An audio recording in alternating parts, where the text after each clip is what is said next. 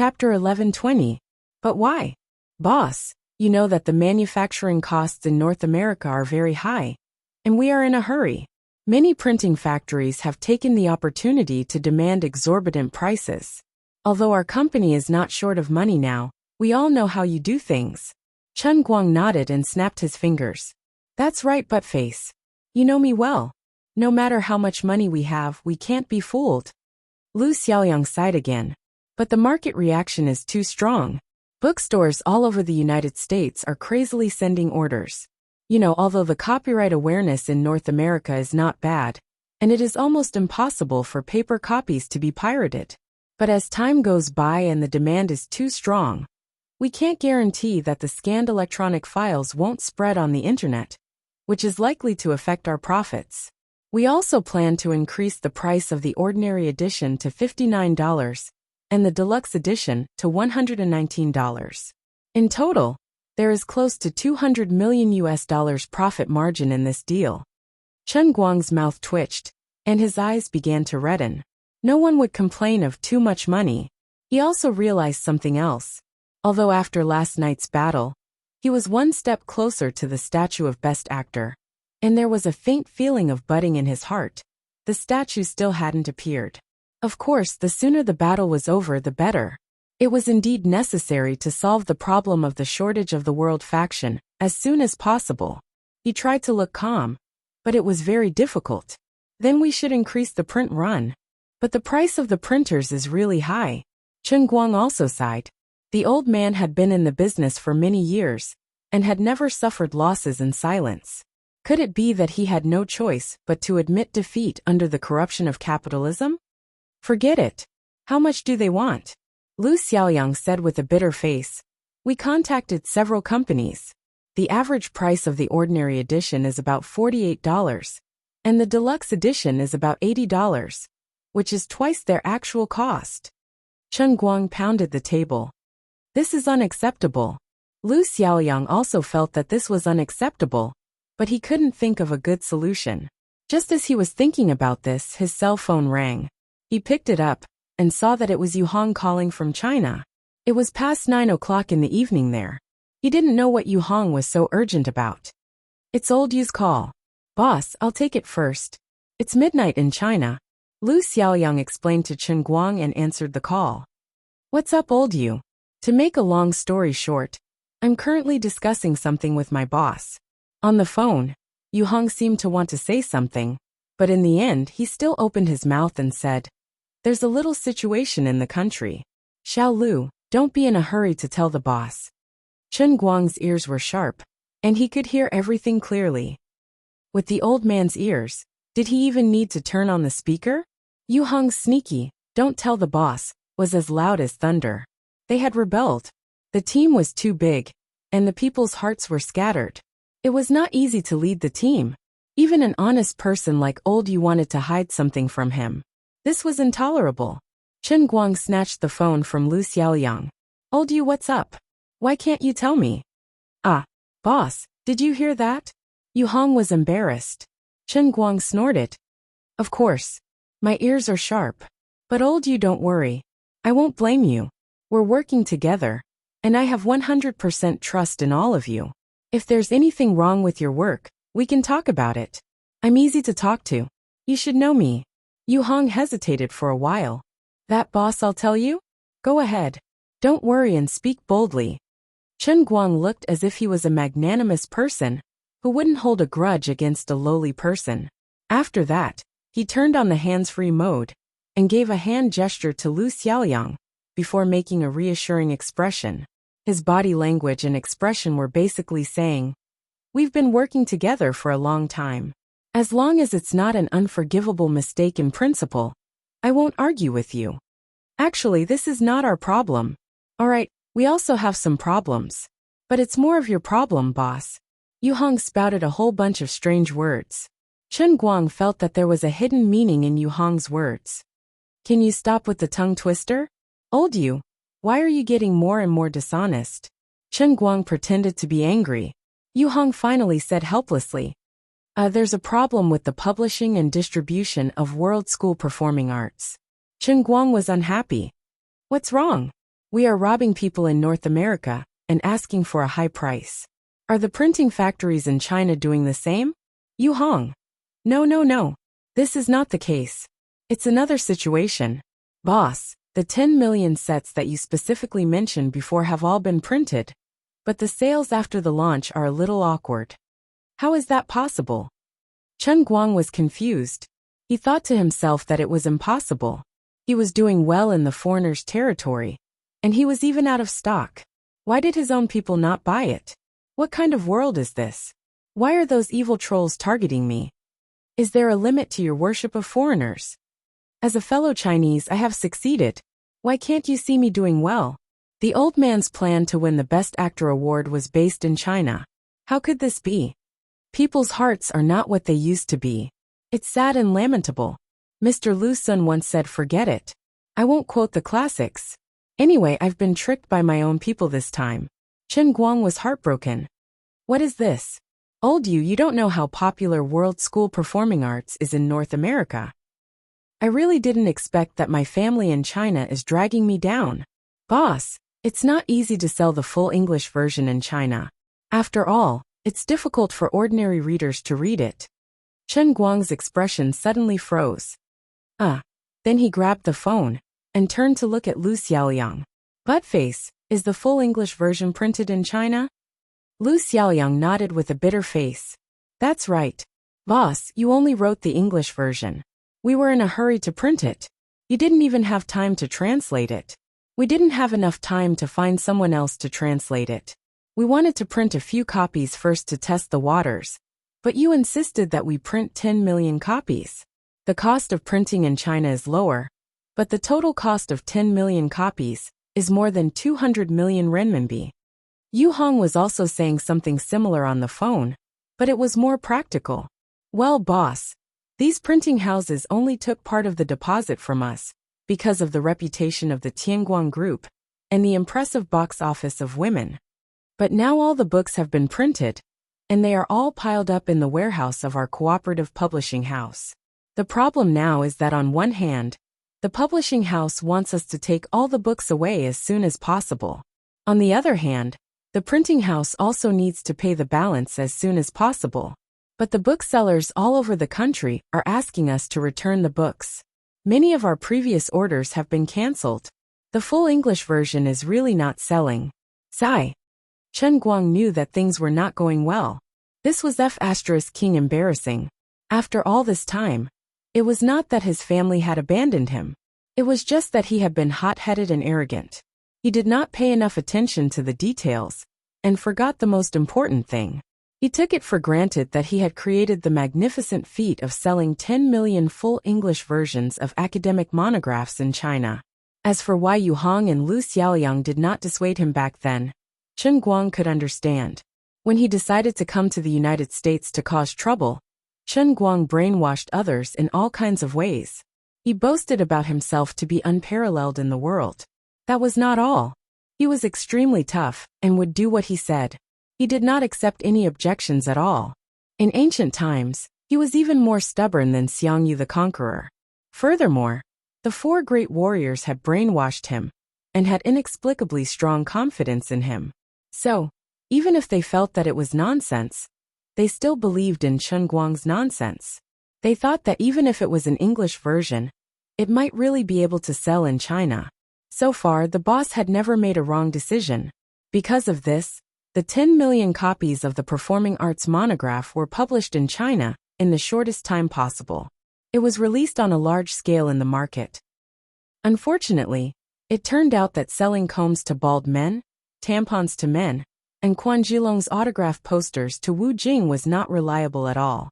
A few days had passed, and the total sales had not even exceeded 10,000 copies. It was impossible to sell them, so the boss was not always right.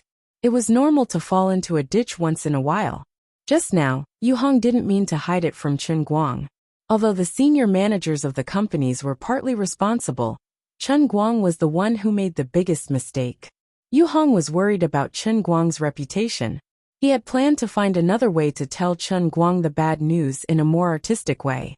But now that his ears were so good that he could hear it from the side, there was nothing he could do.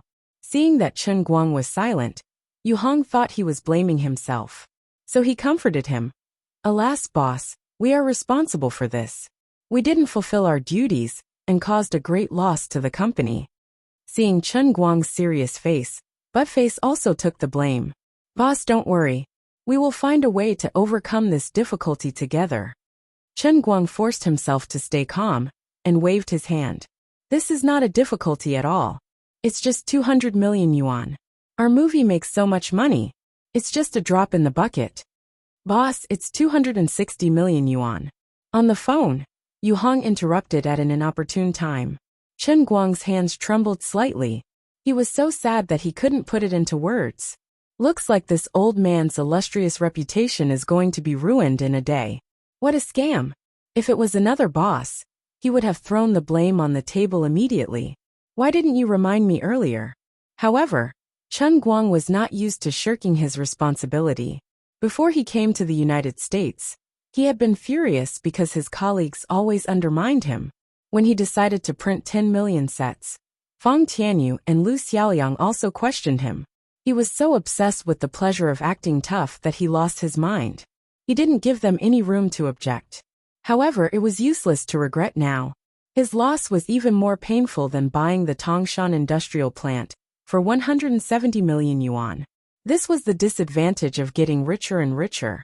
When he was poor, he made a stupid mistake and was cheated online. The loss was only about 1,000 yuan. Now he was so rich that his loss was as high as 260 million yuan because of his carelessness.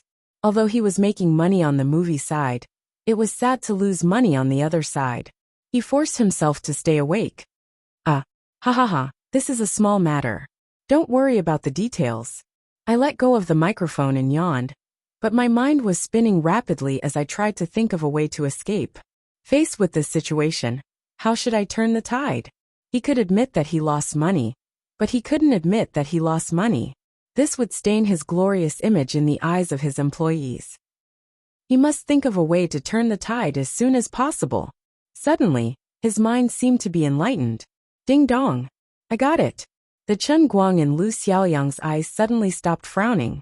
Not only that, the corners of his eyes began to bend slightly, and his mouth began to smile. What kind of smile is this?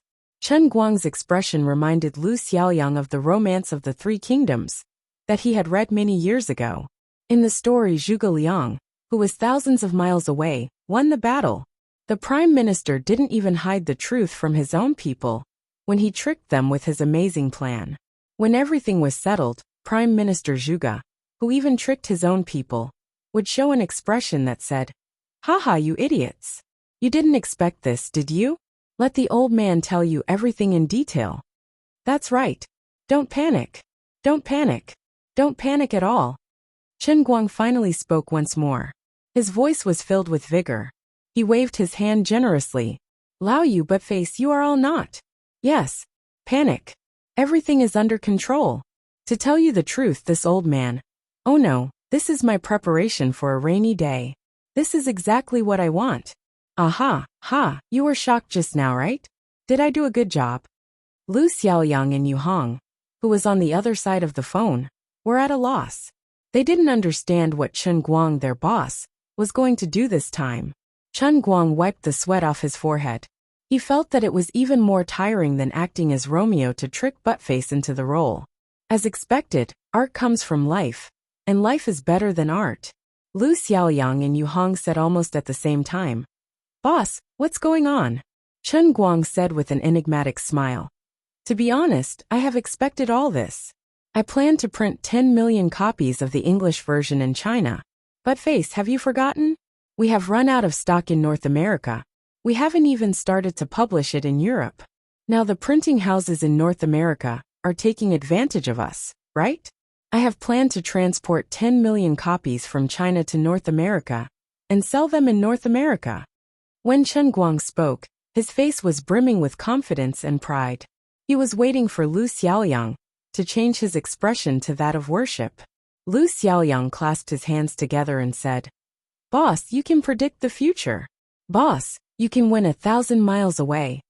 Unexpectedly, Lu Xiaoliang scratched his head. Well, 10,000 tons of books can only be shipped by sea. We can charter a fast ship, which can reach Los Angeles in about 3 weeks. But there is a problem. Chen Guang's heart missed a beat. What's the problem? Although it is a full English edition, it is still a domestic publication. It is fine if only 1 or 2 copies are shipped over in small quantities. But there are 10 million copies. The North American Publishing Office will not approve it, and the U.S. Department of Commerce will not approve it either. We are suspected of dumping. Yu Hong was also saying the same thing on the phone. Chen Guang was cursing in his heart, but he couldn't show it. He was still very calm. Comrade Liu, I have a way to solve your problem. It is also within my consideration. Where there is a will, there is a way. Haha, you go ahead with your work. I will prepare the teaching materials for tomorrow's lecture. After saying that, Chen Guang drove Lu Xiaoyang away. When Lu Xiaoyang left, he sat down on the chair and rubbed his hands. I can't admit this loss. I have to find a way. 260 million. In other words, that was only the cost. If these books were sold to the US, they would be worth $600 million US. That was huge profits. Chen Guang wouldn't have thought of this if he hadn't made that mistake. But now he had to use his brain. Chapter 11:21. Half an hour later, Lu Xiaoyang and Fang Tianyu came up with a temporary solution. First, they will promote overseas purchasing in the US. They will tell the rest of the world, especially the English-speaking audiences, that there are tens of millions of English versions of World Faction on sale in China. It's not only the Chinese who buy overseas products. Foreigners can also buy Chinese products. If you are in a hurry and want to see the secrets of World Faction, don't hesitate to pick up your phone and call the purchasing hotline. Shenfeng oversees direct plane delivery to your home. Other than that, you can also log into Amazon. There are many global merchants waiting for you there. This is knowledge, and the earlier you buy it, the earlier you can stand out from the crowd. What? Someone thinks the $10 postage is too expensive? This must be because your pursuit of acting is not strong enough, and you are not loyal enough to the world's best actor. Lu Xiaoyang reported this idea to Chen Guang, and Chen Guang did not comment on it. He will sell as much as he can first. The cost of shipping by air was indeed too high, and the company couldn't afford it. If the cost was shared among all the consumers, and the consumers had to bear it themselves, it was indeed a good solution. However, the quantity should not be too large. Selling hundreds of thousands of sets from overseas was probably the limit. Fine. Let's do it this way. I have no objections, but this is not my main idea. You all go ahead. After hanging up the call with Lu Xiaoyang, Chen Guang secretly called Tang Xiaokai about this matter. Tang Xiaokai's reply is the same. It is not difficult to ship the goods over. The difficult part is how to legally sell the goods in North America. Lu Xiaokai can help by using his connections with the U.S. Department of Commerce. But the results are not guaranteed. Their international friends were very strange. When they found you pleasing to the eye, or when you were selling rare resources, such as rare earth minerals, they would never talk about anti-dumping with you. No matter how many you bring, they will buy the same amount without any hesitation. But if it is a finished product or a cultural publication, they will have thousands of rules to explain to you. It is hard to deal with. No matter who it was, they didn't care about connections, they only cared about money. 10 million sets of Huaxia's publications were shipped to the US, which meant that the US publishing and printing market would be hit hard. It meant that the US's GDP of hundreds of millions of US dollars would disappear out of thin air.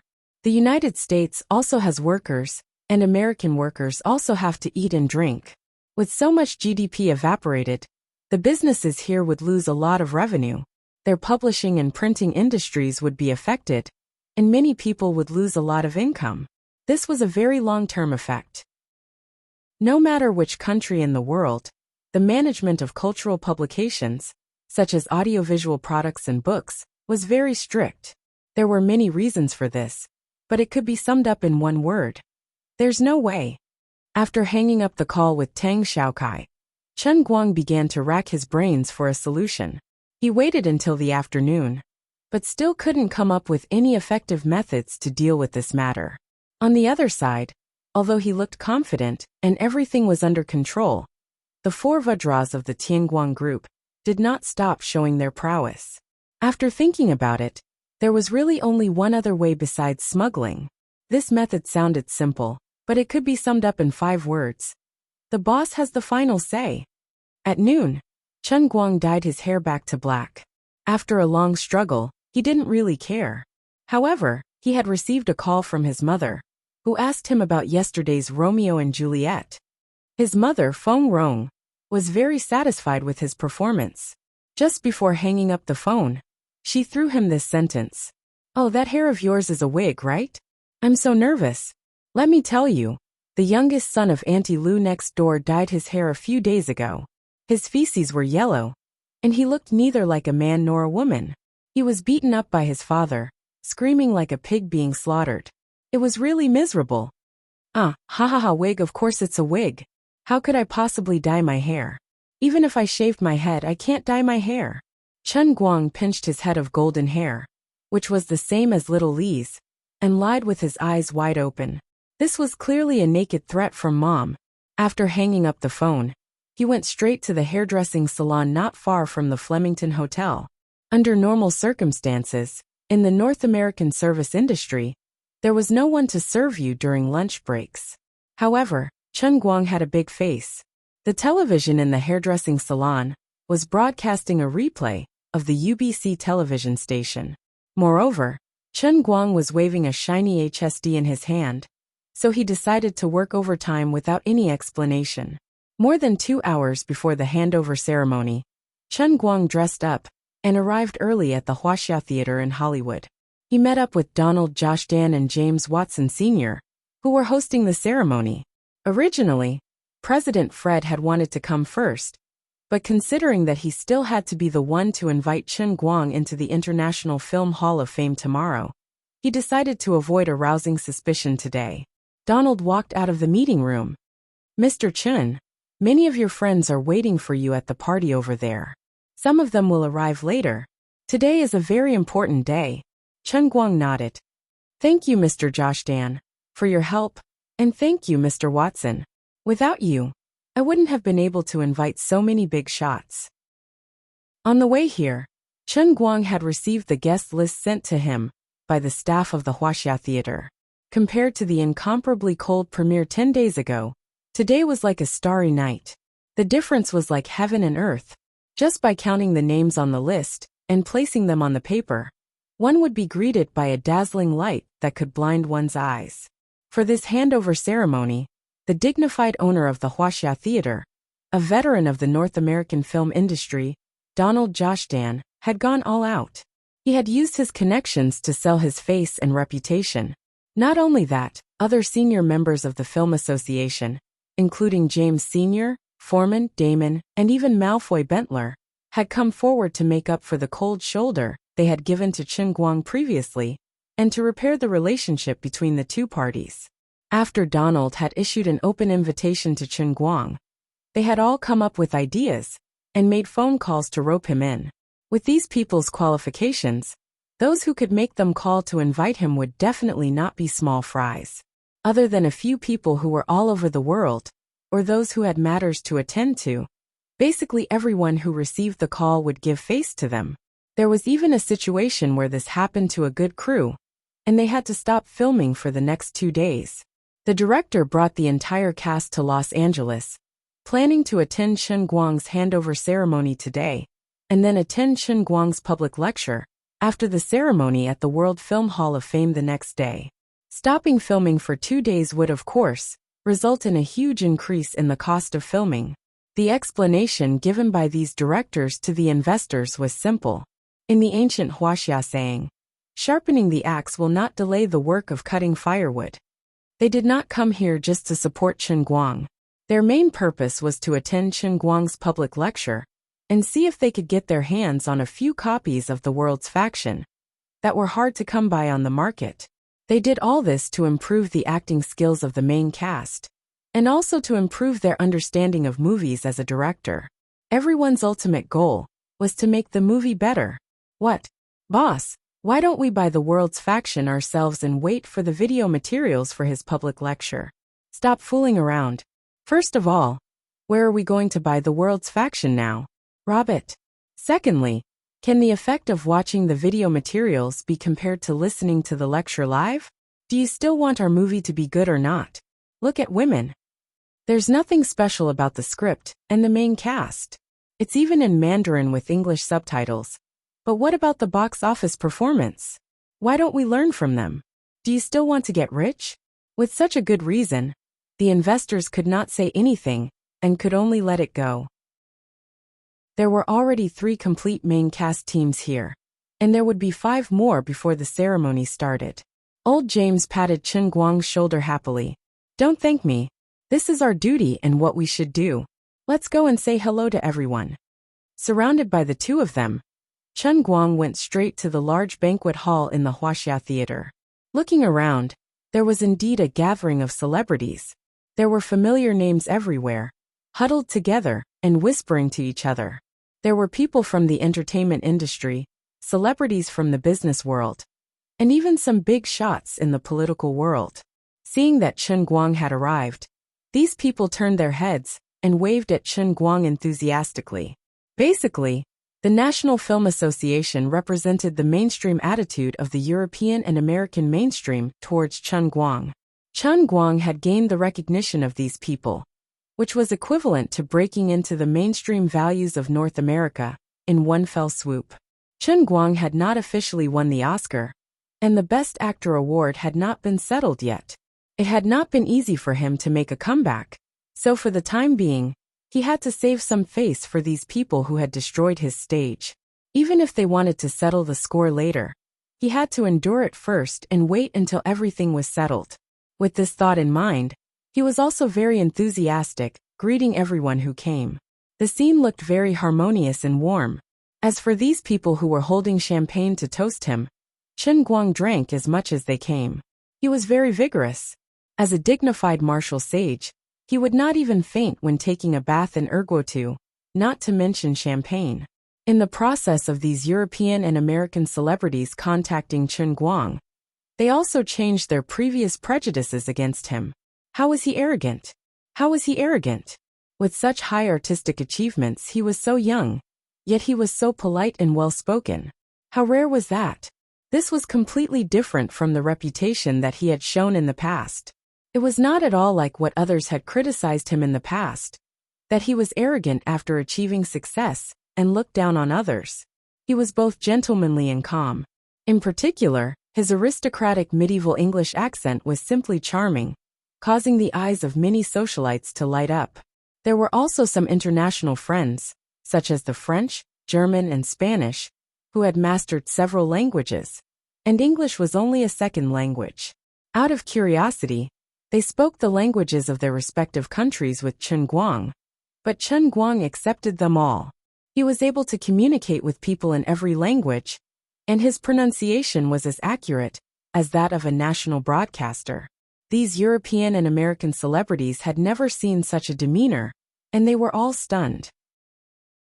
His skills were extraordinary, but his attitude was amiable, neither servile nor overbearing, and he had a graceful demeanor. It had completely refreshed the inherent image of the Chinese in their hearts. Admittedly, when he had first come to the United States, the heroic words that he had said were a little arrogant, but in retrospect, he was clearly low-key and humble. If they had his ability and acting skills, they would probably want to move the Oscar to their own home. After chatting with everyone for a while, Chen Guang found a table with old James and sat down.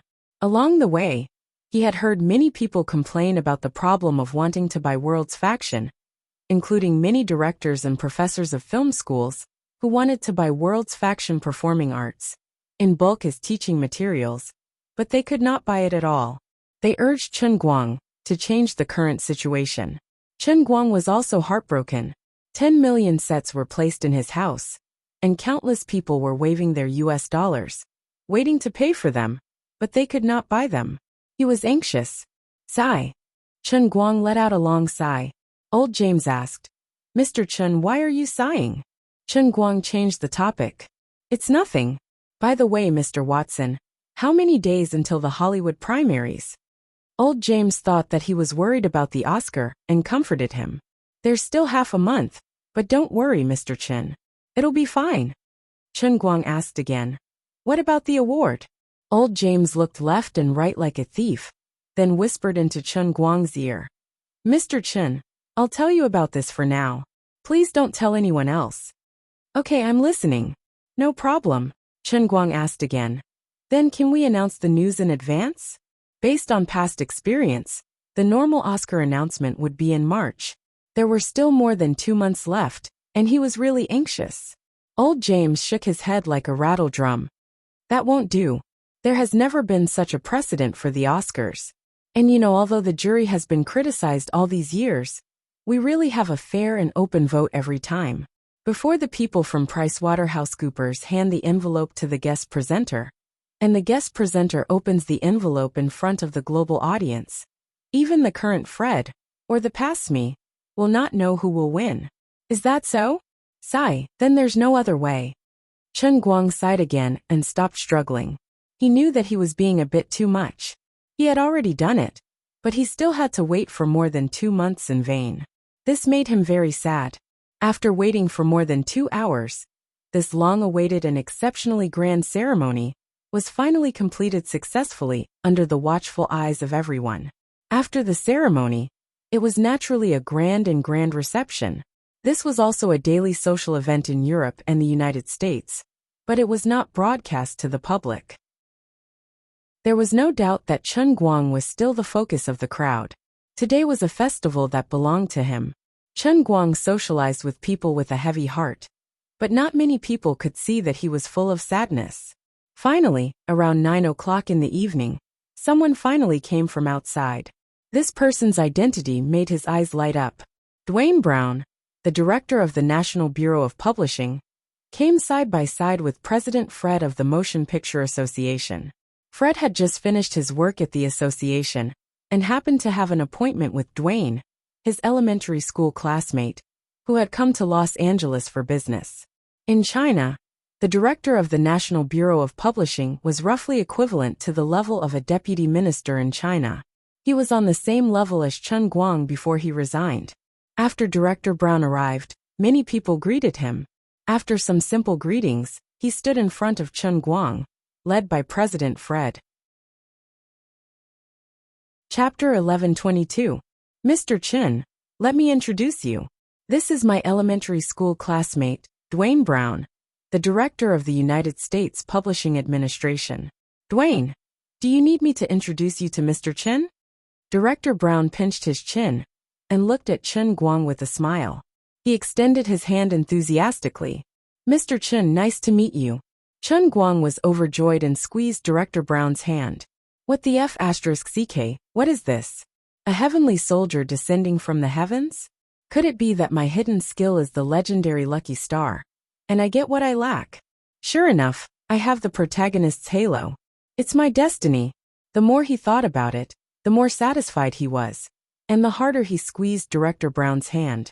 Director Brown's hand was squeezed tightly, and he swayed it back and forth. However, Chen Guang only shook hands with him and did not speak. Director Brown looked up and found that Chen Guang's eyes were as bright as the stars in the night sky.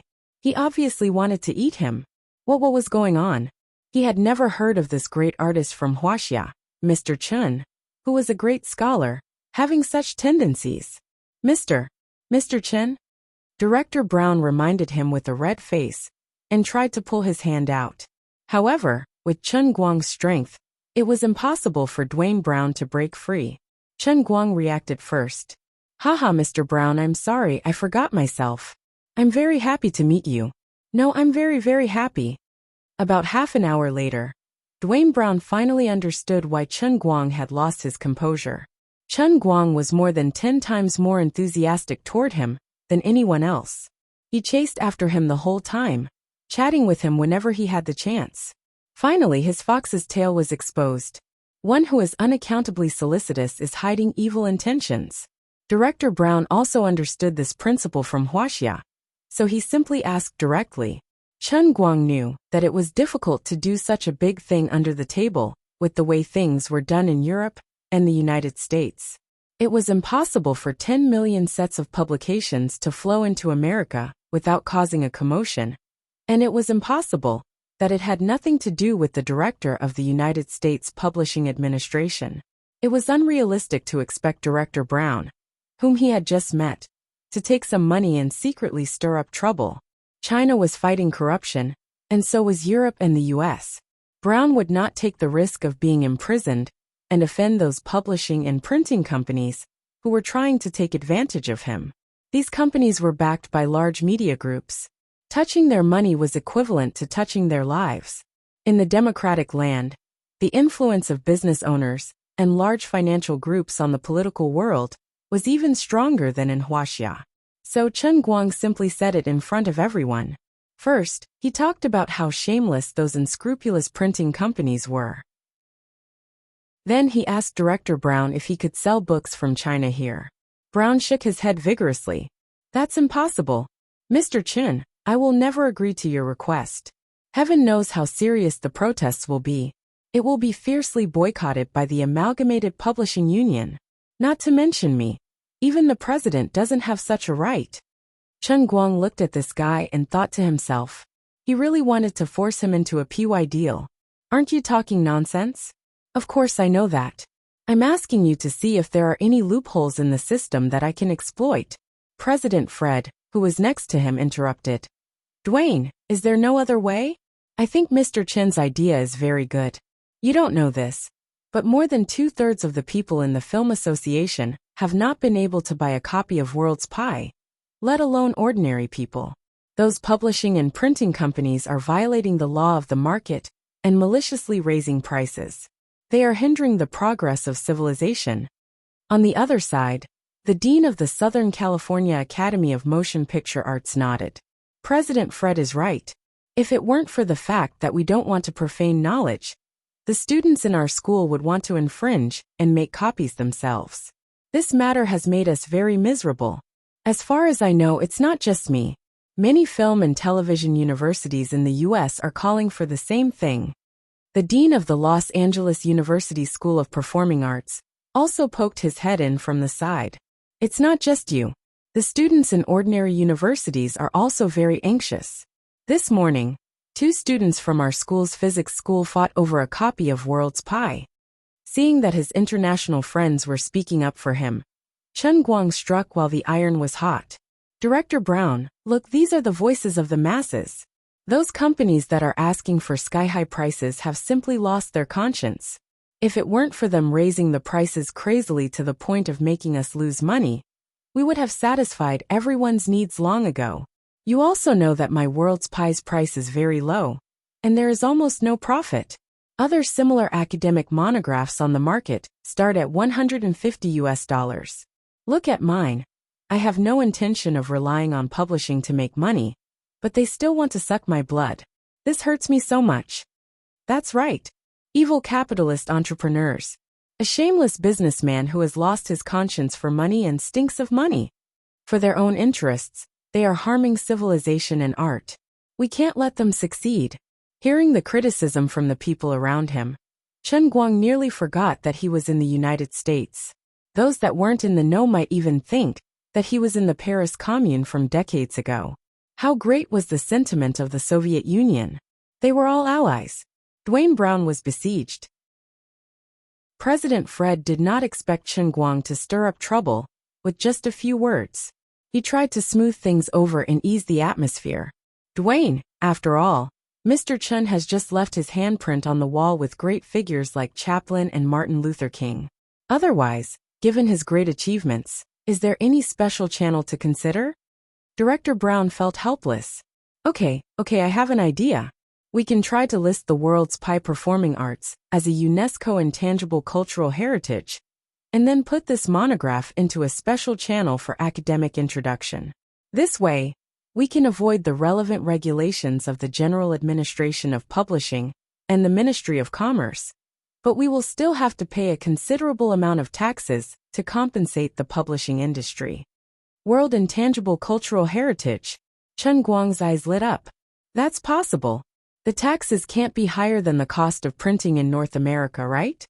He really wanted to take a selfie with his phone and posted on Weibo. Accompanying the text, Living World Cultural Heritage. The taxes shouldn't exceed $100 million, but it's very difficult to become a World Cultural Heritage, Mr. Chen. Director Brown said again. Chen Guang asked, "Why is it difficult?" Director Brown shrugged. "You know, the approval of World Cultural Heritage is very strict."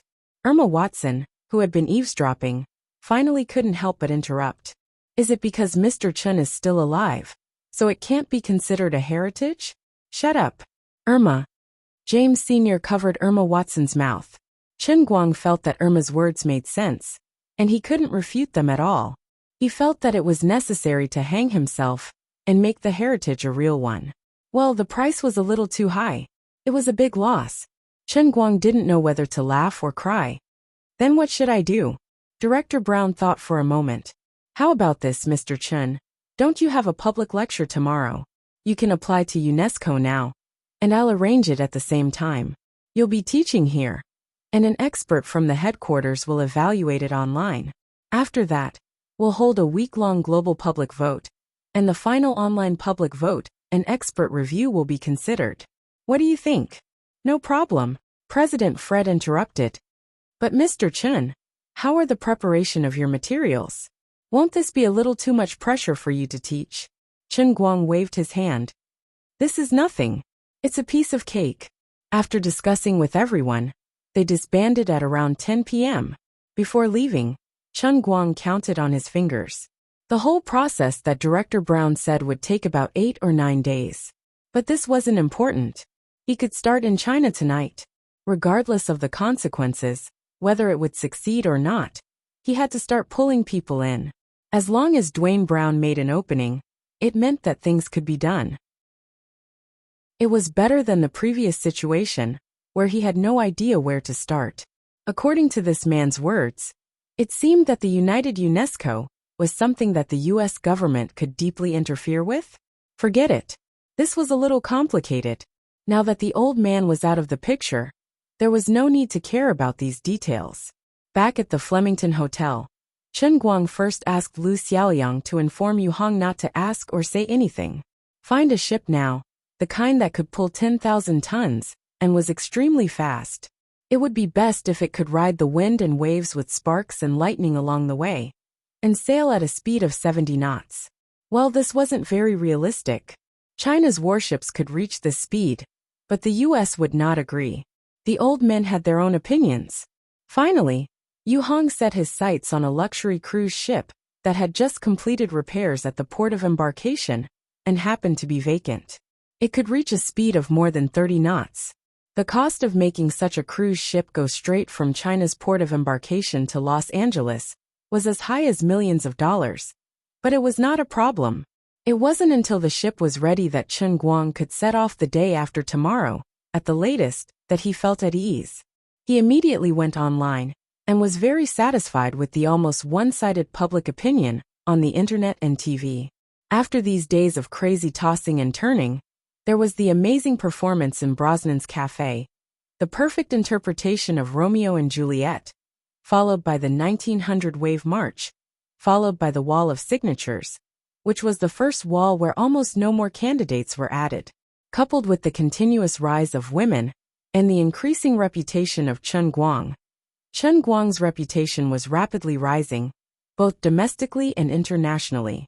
The international clamor to directly award the Best Actor Oscar to Chen Guang was also getting louder and louder. It had only taken him half a month to completely crush The Sunshine Man and July in Florence, which had taken nearly half a year to warm up and invest so much time and energy in the promotion, not to mention the other competitors in the same period. Faced with the social media comments praising him one after another, Chen Guang was so addicted to the likes that he couldn't extricate himself. This was a movie lover with attitude. What kind of situation is this? President Fred and old James are really not in the mood. Why the hell are they voting? If you're a man, you should just give me the Best Actor Oscar. Oh, look at this. He glanced at William Jones's speech that the system had automatically recommended to him. After seeing Chen Guang's Romeo and Juliet live, I couldn't help but become his fanatic fan. I admit that I have been disrespectful to him in the past, and I feel uneasy about it. But I can't deny that I have worked hard for many years to be recognized by the Oscars. This is a dream that I have established since I was 5 years old. This time, after filming The Sunshine Man, I almost thought that I had half a hand on the Oscars' legs. But now I've changed my mind. I even want to withdraw from the competition right now, even if the nominations have not yet begun. This year's Oscar can only belong to the Chinese Chen Guang, the greatest international performing artist. Not long after, another competitor, Ben Affleck, also straightforwardly reposted William Jones's tweet. Chen Guang was instantly speechless. Back then, these two guys had poured dog blood on his face. If it weren't for the fact that they definitely couldn't beat him, they would have probably fought back then. At today's autograph ceremony, these two didn't show up. Apparently, they had returned to Los Angeles together. Chen Guang had thought that the admiration in these two's eyes the night before was fake. He didn't expect them to suddenly do this on social media. Less than 20 minutes later, they seemed to have reached an agreement after an urgent discussion. The official Twitter accounts of Sunshine and July, including the two main leads, William and Bent, as well as the respective social media accounts of the directors of the two movies, all updated with explosive news at the same time. Sunshine and July officially announced that they would withdraw from this year's Oscar competition. Chen Guang couldn't believe it himself. So straightforward. You guys probably know that you're going to lose for sure, and are afraid of embarrassing yourself. So you might as well just accept your fate, right? The sudden decision of the two big Oscars once again set off a wave of public opinion. Chen Guang didn't pay any more attention to it. Instead, he returned to his bed and lay comfortably until the next morning.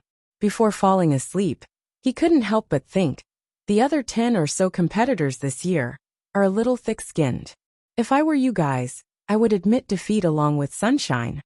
Though stronger than you guys are all cowering. At least you guys have some self-awareness. Let me become the uncrowned king as soon as possible. At least I'll be able to get my hands on the statue first. That way, I won't have to wait anxiously, right? The next morning, Chen Guang woke up early.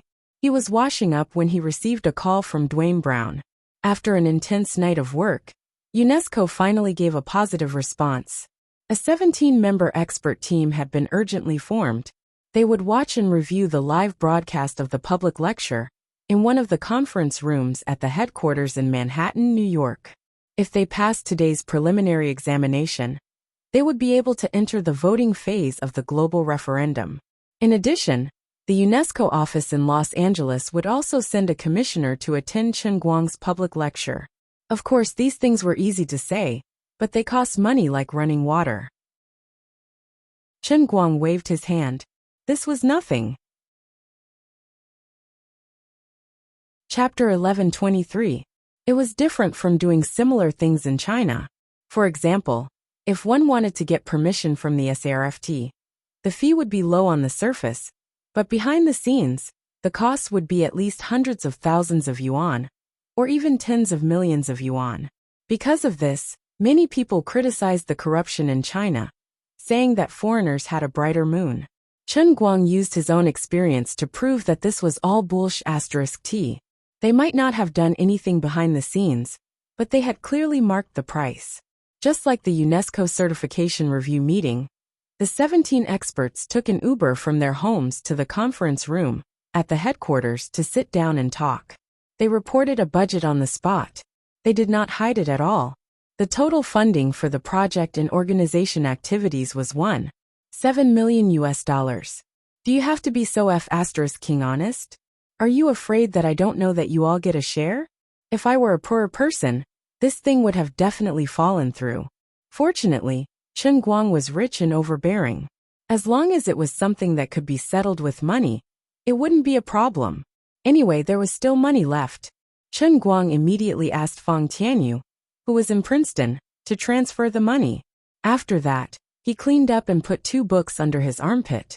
He went downstairs and went straight to the headquarters of the American Film Association. For Chen Guang, this place was not special or sacred. However, for the entire North American region, and even the world's new filmmakers, this place was full of mystery. Many people even regarded this place as a holy land in their hearts. This was not surprising. Many people who were dedicated to the performing arts were not qualified to set foot on the marble stairs in front of this Baroque building. Almost everyone who appeared here was a famous person in the film industry. Almost every major decision that was closely related to the development of the global film industry came from the conference room in this building. Apart from that, every filmmaker regarded it as a lifelong honor to be able to hold a lecture here. So far, even many Oscar winners have not received such an honor. However, today, when Chen Guang stepped out of the car, the dense crowd standing on the stairs burst into applause. Fred, the current president, old James, the former president, and even the white-haired former president, the former president, who had been renowned since the 1960s, were among the people waiting outside the door. Fred was the current president, the former president, who had difficulty standing, and was an old man who had been renowned in the world since the 1960s. He was now nearly 100 years old, but he also came after watching World School Performing Arts. Chen Guang did not expect the American Film Association to give him such a grand welcome ceremony. Although he did not know most of the people here, he saw that Fred and old James could not stand in the middle of the crowd. He knew that the status of the people here was not small. Not far away, flashes rang out. There was no need for the Motion Picture Association to send invitations to the media, and they would naturally flock over. Not to mention that the most important guest today was the Chinese, Chen Guang, who had been a hot topic recently. Media people from all over the world had to eat, both in China and abroad. There was even a rumor in the media circle that whoever could take a picture of Chen Guang in the bathroom would become a millionaire. Whoever could take a picture of Chen Guang helping the poor would become a millionaire. Whoever could take a picture of Chen Guang masturbating would become a millionaire. Chen Guang waved enthusiastically at the people and walked straight to President Fred and the others. Everyone chatted for a while and then quickly got to the point. The conference hall was already full of people. Chen Guang, President Fred, and old James were having a simple conversation backstage. Fred pointed to a person in the crowd outside and asked, "Mr. Chen, the person sitting in the second row is a staff member of UNESCO. Do you want to greet him first?" Chen Guang thought about it and shook his head. "No need. By the way, President Fred, will my public lecture be broadcasted live in the United States today?" Fred nodded. "Yes, it will. This is both an award ceremony for the World Film Hall of Fame and your public lecture. Over there is a live broadcast staff from ABC. Over there is NBC, and on the other side is Fox. Oh, by the way, UBC, which has been working well with you. We've given them the best live broadcast seats. Thank you very much." In fact, he could have collected a lot of copyright fees today, but Chen Guang was eager to spread his influence and did not care about the money. On the other side, old James was a little uneasy. "Mr. Chen, where are your lesson plans?" Old James had been carefully looking at the two books under Chen Guang's armpit. He looked left and right and saw that they were the hardcover edition of World Faction, which was publicly available on the market. Chen Guang smiled and pointed to his head. "Here." "Ah." Fred and old James were a little confused for a moment. They wondered if Chen Guang was being too casual. With a smile, Chen Guang continued, "Let me tell the two of you something. I didn't take more than 5 days to finish writing these 2 books." "What?" Fred and old James exclaimed in unison. "Impossible," the two of them added. Chen Guang only smiled mysteriously. "When you reach my level, you will understand what it means to have everything at your fingertips. My understanding of acting, in fact, these 2 books only scratched the surface." As Chen Guang spoke, he patted the 2 books in his hands and stuffed them into old James's hands. "Mr. Watson, since many people haven't bought them yet, why don't you give these 2 books away? So shall we start now?" Although Fred was still in shock, he subconsciously felt that Chen Guang would not brag about this. There was no need for that. "Okay, Mr. Chen, let's go." The two walked out side by side. After a few steps, President Fred said, "Mr. Chen, there are actually 2 standards for the World Film Hall of Fame." Chen Guang was stunned. 2 standards? Fred nodded. Yes. One of them is to hang a portrait over there and leave a name and a brief introduction below. Fred pointed to the wall of the large conference room. Chen Guang glanced over and saw nearly 100 oil paintings hanging on both sides. They looked very much like Newton in his physics textbook when he was in middle school. Chen Guang felt that he's still alive, and he's still so young. Yet his portrait was placed here for others to reminisce about, and it's rather disgusting. What about the other one? He felt that it was better to change his way of thinking. Fred said, I don't know if Mr. Chen noticed when you got out of the car just now, but there are a total of 9 bronze statues outside our headquarters. Chen Guang nodded. I noticed. These 9 statues are actually recognized by filmmakers all over the world. They are the 9 predecessors who made the greatest contributions to the art of film since its birth, including Stanislavski, who single-handedly created the C family performance system. We believe that your cosmopolitan performance art is indeed superior to the current expressionist, methodological, and experiential styles. Your personal achievements are comparable to Stanislavski's, so of course you are also qualified to have a statue. Chen Guang almost fell to the ground. Damn, after thinking about it, he felt that it would be better to hang a portrait on the wall. That's a bit. I'm still alive, Chen Guang said. Fred chuckled. Mr. Chen, maybe this is what you Chinese are particular about. But in America, in Los Angeles, it's normal for a city hero, who is supported by the whole city, to have his own statue. You can go outside the Staples Center and take a look. Shaquille O'Neal's statue has just been completed, and Kobe Bryant's statue will be completed soon. Before that there were statues of West, Kareem Abdul-Jabbar, Johnson and Hearn. Only then did Chen Guang feel relieved. Is that so? But considering your age and the wide range of hobbies you have shown in the past, everyone felt that it was likely that you would lose interest in movies after you won an Oscar. So when Damon proposed to erect a statue for you, there were still some objections within our association. After all, the Lakers are just the Lakers of Los Angeles, and the American Film Association is the temple of the entire world of movies. Chen Guang was speechless at President Fred's keen eyes. They were right. After getting the statue of the god of acting, he would only make movies if he was bored out of his mind. So be it. It doesn't matter. So just this morning, we came to an agreement. Please go ahead. Mr. Chen, if your public lecture today can be further improved on the basis of these 2 books, and your cosmopolitan performance art can become a world intangible cultural heritage, then of course it will have been recognized by the world. Then of course, we should erect a statue for you. Is that so? Then. Okay then. In fact, Chen Guang didn't care much about the statue. This wasn't the statue in his own world in a cup. It was nothing more than a symbol. This even reminded him of the statue of the Lord of the Earth that was still standing in the Tangshan industrial factory. It had the same effect, and it was very disgusting. At 10 o'clock in the morning, this might be called the most important lesson in the history of the performing arts finally began. More than 2,000 filmmakers from all over the world sat in the conference hall. They had a variety of skin colors and ages. Before this, each of them might have had their own different understanding of movies. For example, Big Beard Deng and Shi Changha, who were too embarrassed to tell Chen Guang that they had quietly hidden in the crowd. However, after today, perhaps not everyone would become a complete cosmopolitan. They would still have their own styles. But on top of their original style, it was inevitable that they would be covered with a layer of characteristics that only belonged to the world faction. From now on, the world's 3 major performing arts systems would be merged into one, leaving only the cosmopolitan.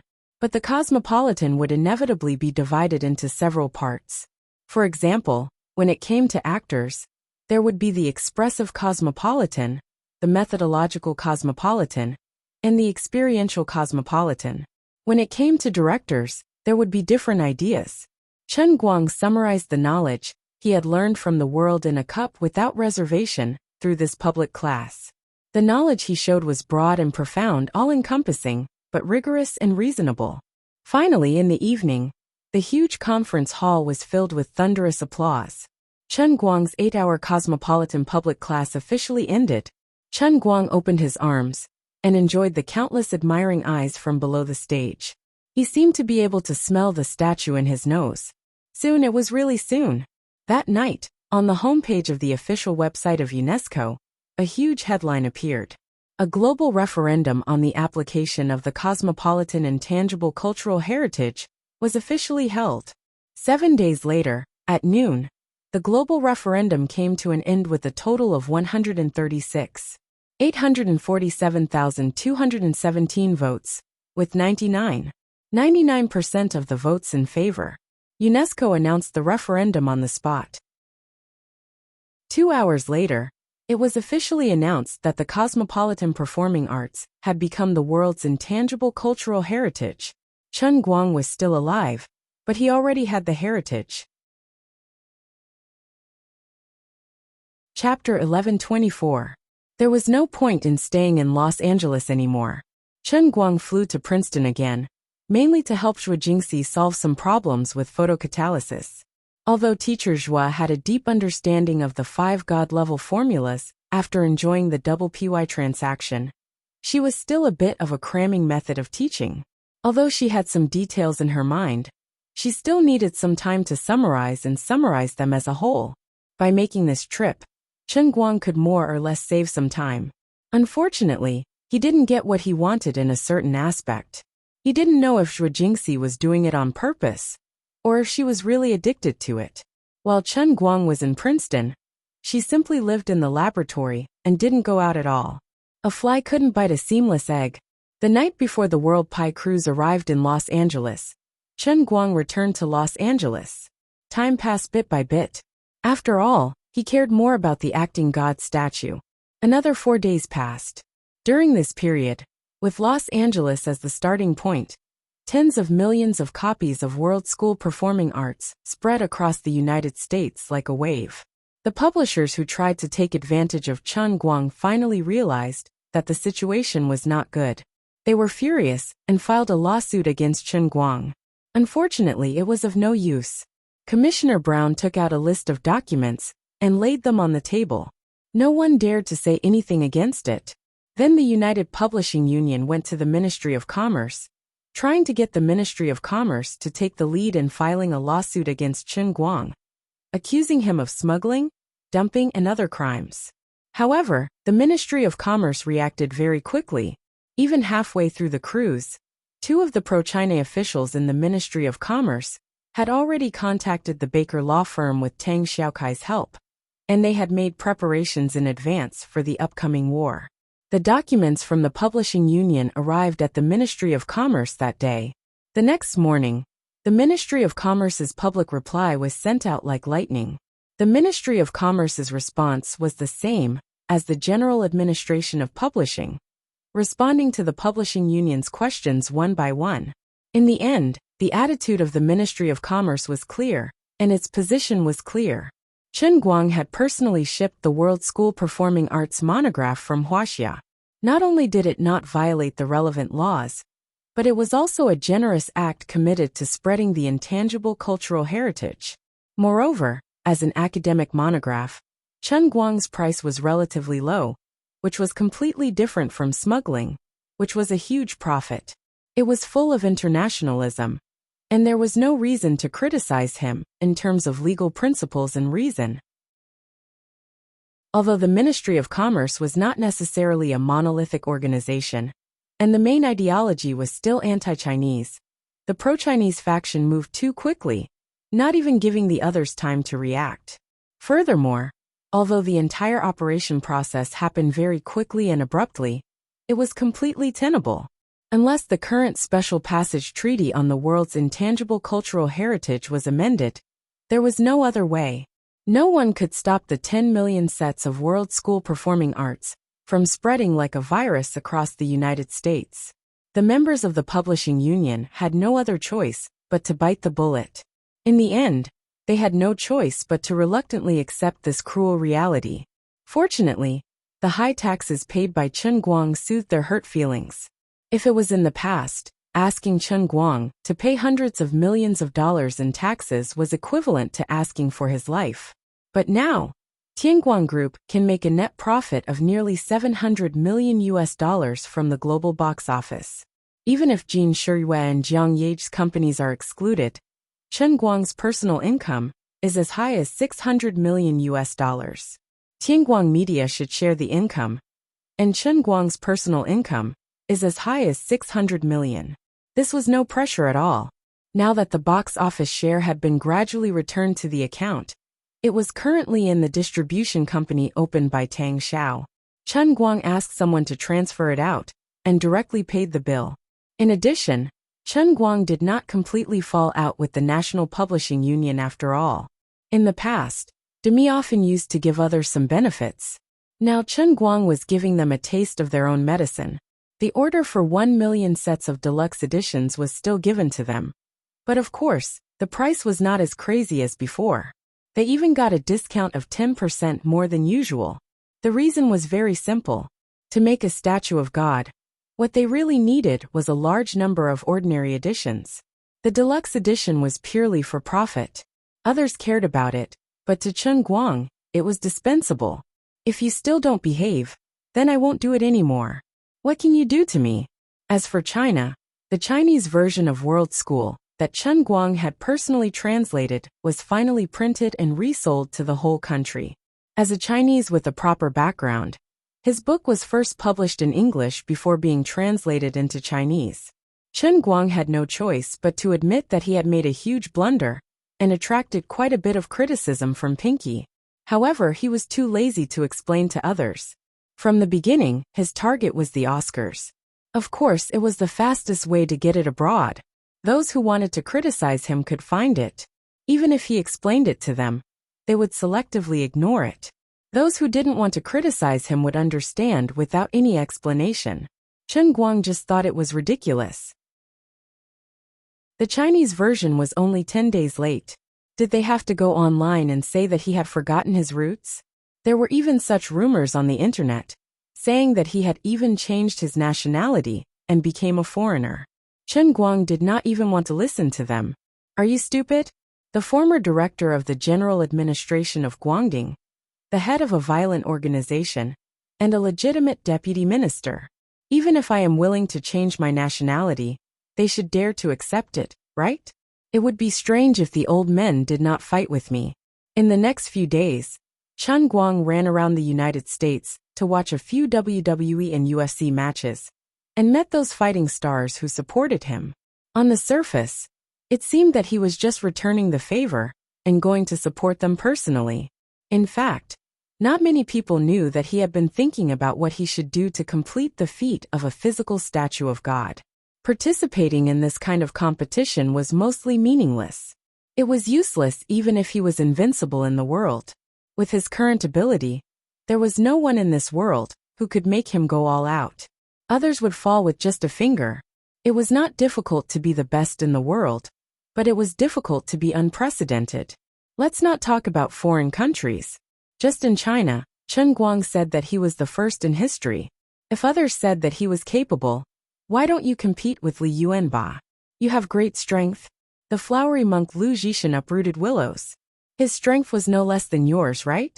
A certain general held an iron spear that weighed hundreds of kilograms and danced it like a wheel of wind and fire. If you are so capable, go and fight with others. Also, can you defeat Qiyu, the god of war, Xing Tian, the ancient god of war? What?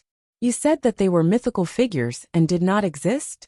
Yes, we did not have clear evidence to prove their existence, or whether they were as strong as the legends said. But you also could not find evidence to prove that they were fake. This was a paradox that made people feel hopeless. Chen Guang could only say, "How can I compare my head to the ancient people who have turned to ashes in the half-life of the elements?" At least he could find a lot of reference materials for acting, and there were authoritative works that could make a clear comparison. But when it came to fighting, there was really no way.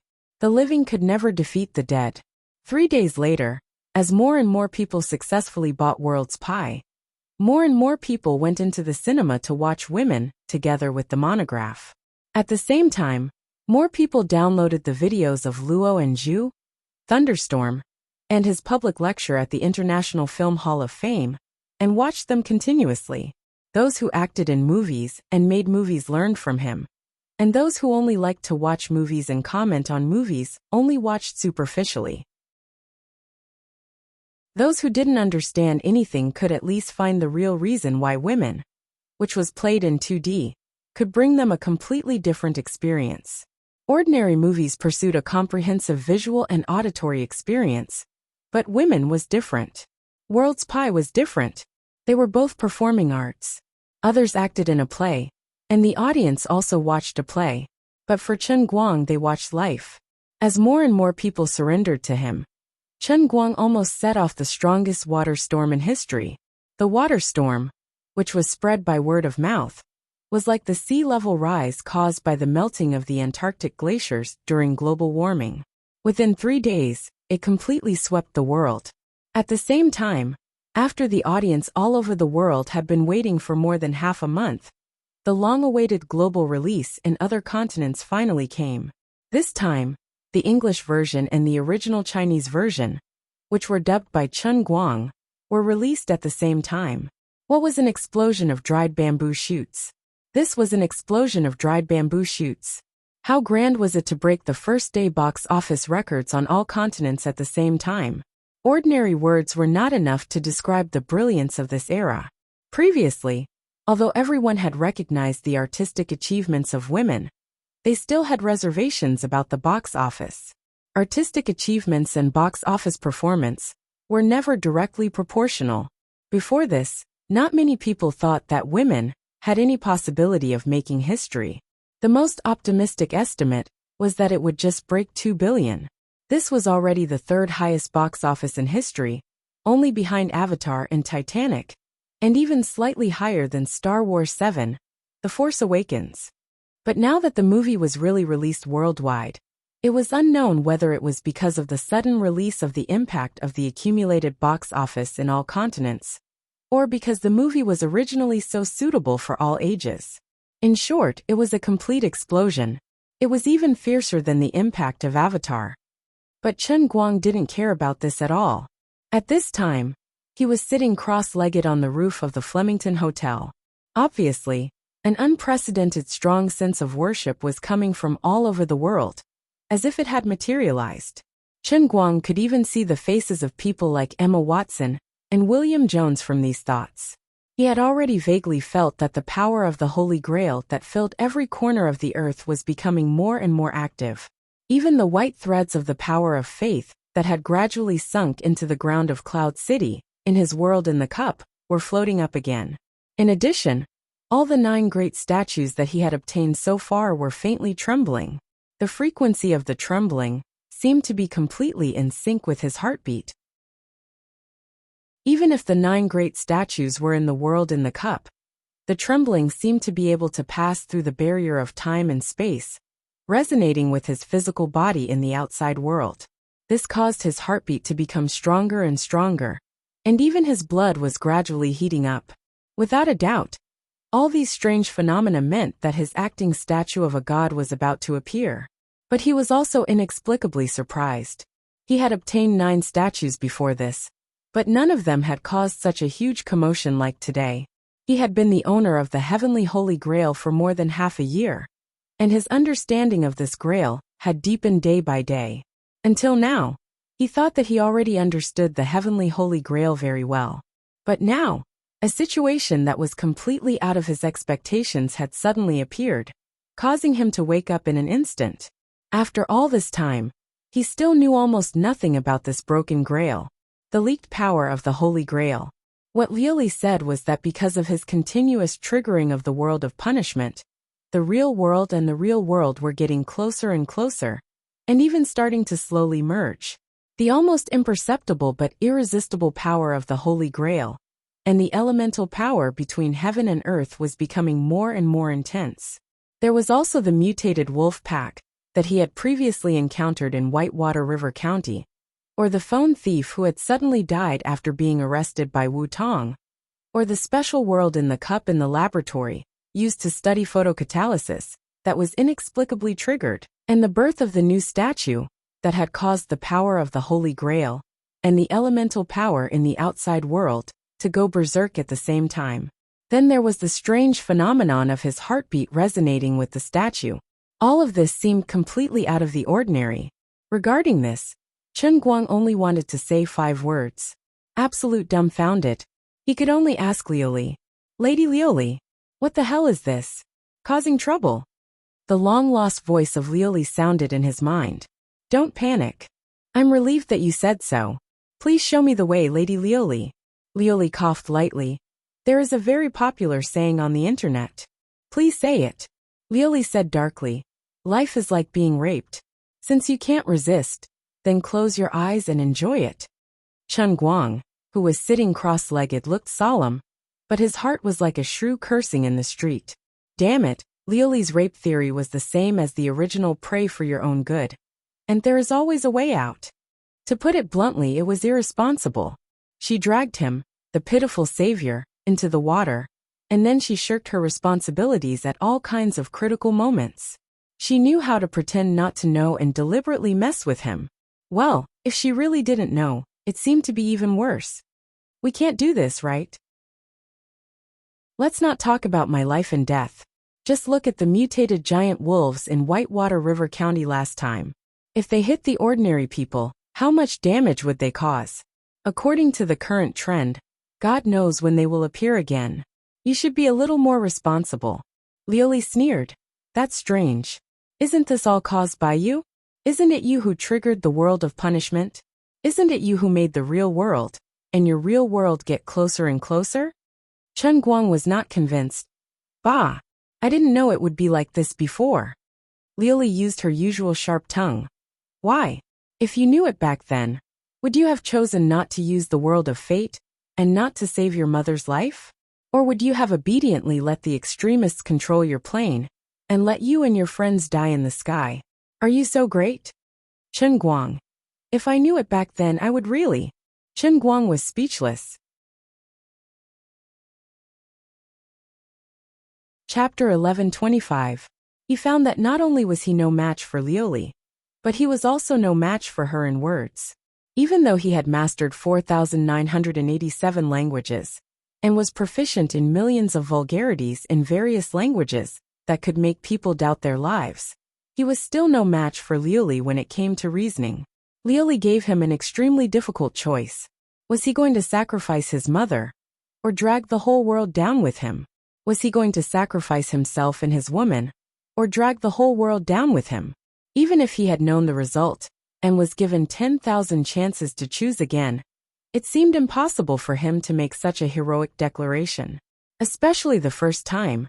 If the choice was a life for a life, Chen Guang felt that he might really be willing to exchange his life for his mother's survival.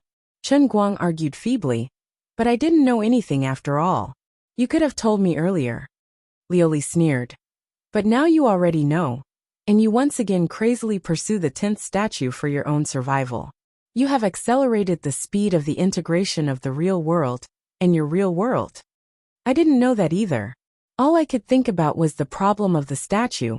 All I could think about was the debt of 1.46 billion faith points that I had to bear. I never thought that the moment I got the statue, I would accelerate the integration of the two worlds. And it was because you didn't remind me. I remembered an old saying from your hometown again. I didn't kill the people, but the people died because of me." Chen Guang was infuriated by Liuli's words, but his imagination ran wild. "You are a sinister villain. Now I suspect that you are not a god emperor at all. You are an invader from a certain plane, right? You are just using me. You keep tempting me. You asked me to open the barrier between the two worlds with my own hands, so that the army of billions of gods and devils behind you could enter our universe and invade our plane." He almost convinced himself. Perhaps he had been dealing with too many movies recently, and he had seen a lot of movies, so there were many similar themes in the history of movies. The more Chen Guang thought about it, the more he felt that his seemingly absurd idea was quite possible. The two so-called gods, Liuli and Lu Ming, never had the slightest majesty and solemnity that belonged to a real god. Their behavior all along was clearly that of the unruly, willful, sinister, and cunning demon princesses that were often written in fantasy novels. Chen Guang's memories of Liuli and Lu Ming flashed across his mind. Except for a few times when Lu Li revealed the so-called true body of the Shen Huang. She was really like that most of the time. Unexpectedly, Lu Li and Lu Ming burst out laughing in the cup world. Lu Ming, fool, Liu Li said. I really think that you should go to the mental world next time and become the most mentally retarded person in the human world. The two deity emperors laughed mercilessly at Chen Guang. However, Chen Guang remained unmoved. He glared angrily and kept a straight face. Tell me, is this real or not? He roared in his heart. Liu Li did not say anything. Lu Ming scoffed, but changed the topic. All right, now that things have come to this, Sister Lu Li is still soft-hearted. I'll admit it to you. Not bad. It's true. But we are not some ridiculous demon race. We are indeed the god race and also the real gods. Our purpose is to devour the core of your extremely complete universe.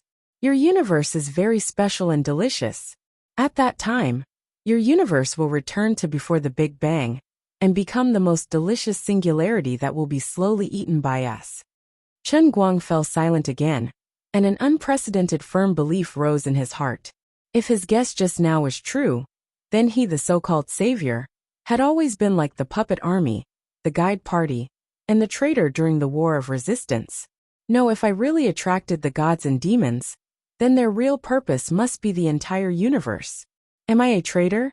Chen Guang raised his head blankly and looked at the starry sky in the sky. He couldn't help but think of Huaxia tens of thousands of kilometers away. The sky there should be clear. His parents were probably bragging to others that their son was about to become the first Huaxia Oscar winner in history, and his grandchildren in the dormitory should be forging his autographed photos. There were also Wenwen, Jin Shiyue, Jiang Yage, Sun Xiaoxuan, Wu Tong, Lu Fei, Xan Qin, Wu Miaowan teacher Zhua, who was in Princeton, and Tang Ying, who would arrive in Los Angeles in 2 days. Many names and faces, from family to friends, from relatives to women, many people that he had interacted with in one way or another in his life, or had heard of and admired countless people. A crazy idea suddenly surged in his heart. This idea came extremely abruptly and without warning, but it was exceptionally fierce. This idea occupied his entire mind in an instant, and became extremely firm. For family, friends, for Earth, for all of humanity, for the solar system, for the entire universe. I'll jump. All of this took a long time to describe, but from the time he started thinking about it to the time he took action, perhaps only 0.1 seconds had passed. It was even too late for Liu Li to control his body. With a loud bang, spiderweb-like cracks appeared on the incomparably sturdy ceiling of the Flemington Hotel under his feet. Holding the cup in his hand, Chen Guang's entire body violently flew over the edge of the rooftop of the Flemington Hotel. That's right, he planned to commit suicide.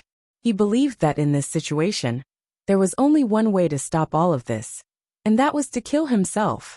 Flying over the rooftop of the 19th floor of the Flemington Hotel, floating in the air, Chen Guang silently thought, really, I never dreamed that I could actually be so great. Forget it, it's better for me to die than for everyone else to die. I'm going to die sooner or later anyway. Rather than dragging the entire world to hell with me, I might as well go one step ahead. If everything that happened to me could be recorded in a book, I wonder if the future generations of humanity would laugh at my ignorance and ridiculousness, or praise my greatness and bravery. Death can be lighter than a goose feather or heavier than Mount Tai. But for me, my death is the weight of the entire universe. I can't even describe how great I am. This simple leap of faith of mine, what kind of majestic spirit does it carry? Just as Chen Guang was constantly hypnotizing and numbing himself in his heart, constantly finding millions and millions of sufficient reasons for this seemingly rash and impulsive leap of faith, this conversation appeared in his mind again. Dear Cry, you idiot! This fool really believed it. You don't even know the situation when you're joking. This was Liu Li's hysterical roar. Chen Guang thought to himself, what's going on? Then his eyes widened. Ah, what? Dear Cry also panicked. You. This emperor is King convinced by you. You're really jumping off the building. Crazy. Completely crazy. Still floating in the air, with the cold wind blowing, Chen Guang became more and more dumbfounded. I am big. F*ck. Does this mean that Deercry is joking? Impossible. I don't believe it. Feeling the strong wind blowing against his face was almost deformed. He shouted like this, but not a single sound came out. Liuli quickly explained. Do you think this is possible? If it's really like this, why did we go through so much trouble to help you? Also, don't you feel that it's strange at all? Sometimes your control over the heavenly Holy Grail far surpasses this emperor. You don't feel it at all? Just like when you wanted to get customized training, when you used the Heavens Line Grail in batches to improve yourself. Your sovereignty over the heavenly Holy Grail far surpasses mine and Deercry's by countless times. Deercry also explained at the side. That's right, my body, Sister Liuli's divine soul, and the heavenly Holy Grail are all partially fused. But my control over this lousy heavenly Holy Grail is still surpassed by you. Because the heavenly Holy Grail is you? Enough. Deercry, don't say any more. Liuli suddenly interrupted Deercry and said, in short, Chen Guang, you have to believe me. I swear on my godhood, we are definitely not those strange things that you think. Also, the reason why it became like this is indeed not the fault of this emperor and Deercry. You are indeed the most fundamental reason, and even the only reason. The inside story is extremely deep, with your current realm. Even if I tell you clearly, you won't understand. Chen Guang was about a few meters away from the floor. He didn't have the time to carefully consider Liuli's words, nor did he have the time to think about whether he regretted it or not. He decisively landed on his face. Chapter 11:26. Before completely losing consciousness, the pitiful Lord Guang could only express that he regretted it a little. But it's no use. I've already sacrificed my life with the greatest courage in the universe. Wait. It seems like I can't die? I fell for nothing. Pia. Screech. With this sound, Chen Guang landed on the cement wall in the backyard of the Flemington Hotel. The scene was tragic, enough to scare a 7-foot-tall man to the point of urinating on the spot. To sum it up, it was an eyesore. Under the joint efforts of Liuli and Deercry, the Chun-type meat paste was moved to the back of the bushes before anyone discovered it, conveniently concealing the smell. Fortunately, the hotel's watchdog was a dumb husky. The security guards brought the seemingly fierce but actually adorably dumb husky over for a stroll, but they found nothing. They only found a big pit on the ground, and then they turned around and left with a belly full of doubts. After a full 2 hours, under the frenzied infusion of divine power by the 2 god emperors, Chen Guang, who had the regenerative ability of the earth paste exploder, came back to life. That's right, of course he wouldn't die. Actually, without Liuli and Deercry's help, he wouldn't die either, just that the recovery time would be much longer. After all, he was the highest level elemental creature, the earth paste exploder. Saying that he had an immortal body was an understatement. The naked Chen Guang sat silently in the bushes, once again looking up at the moon in the sky. After thinking about it, there was only one word in his mind. What a scam! The scene changed, and he entered the world in the cup, then sat cross-legged on the floor of Cloud City, staring fiercely at Liuli and Deercry with a pair of dead fish eyes. You guys, that's enough. Liuli and Deercry smiled apologetically. Ha ha ha. I was just making a harmless joke. I didn't expect your reaction to be so intense. Chen Guang roared. Nonsense. How can it not be intense? King believed it. I thought I was going to be a traitor. Do you think I had much time to think? Liuli can see through my heart. King really wanted to stop you guys. Do you know how much determination I've put into this? Do you know how much pain I was in just now? I'm not joking with you. If that's the case, I can jump into the atomic furnace. I mean it. Chen Guang was still a little angry. Whether he was a villain or a great person, everyone had their own bottom line. If the world had to be destroyed because of him, if his death could save the whole world, Chen Guang felt that the reason he chose to sacrifice himself was 100 times better than those martyrs, who would rather die than surrender and die for the revolutionary cause during the war. They died for the ideals of communism. But no matter what, they only represented a part of the people, and they could not even break through the scope of the earth.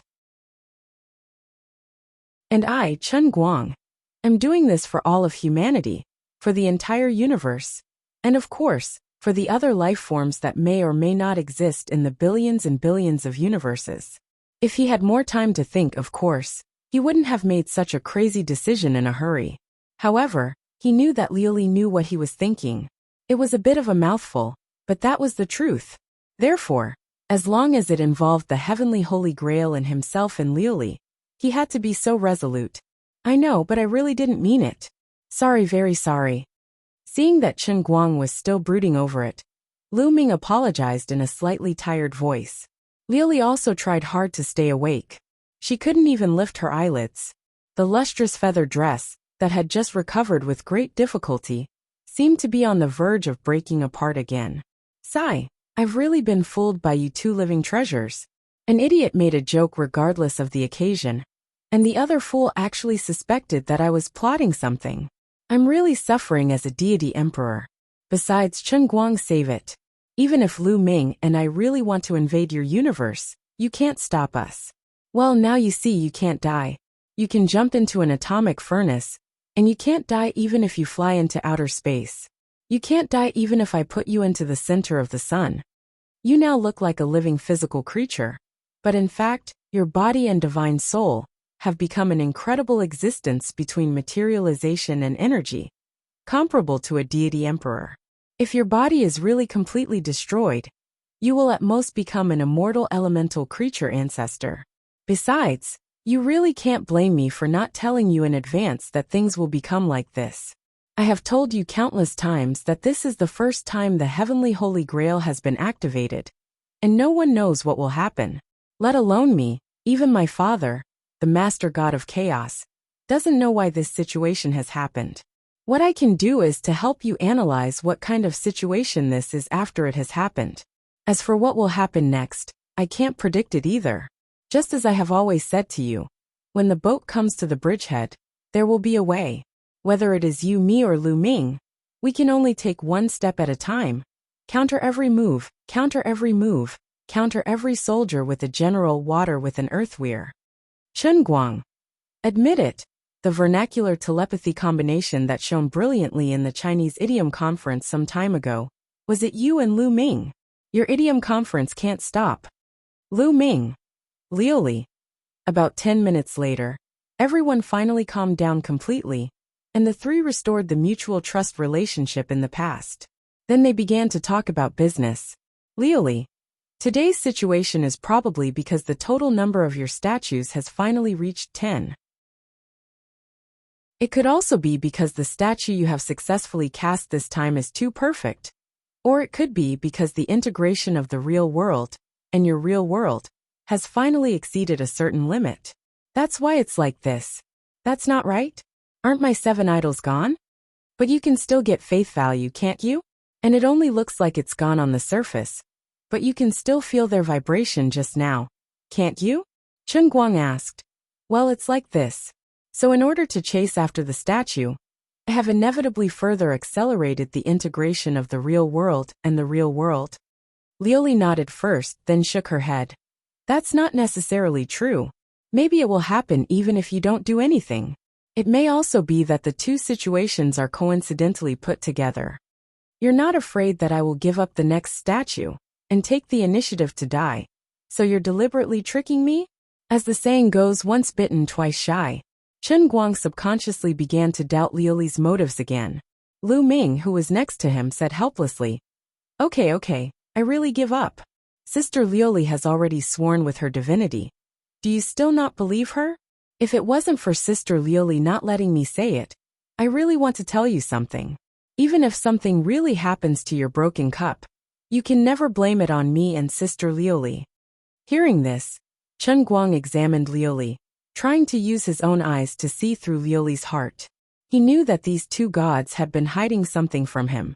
Moreover, they didn't even try to hide it. They just showed it directly. I won't tell you. What are you going to do? Hit us? Forget it.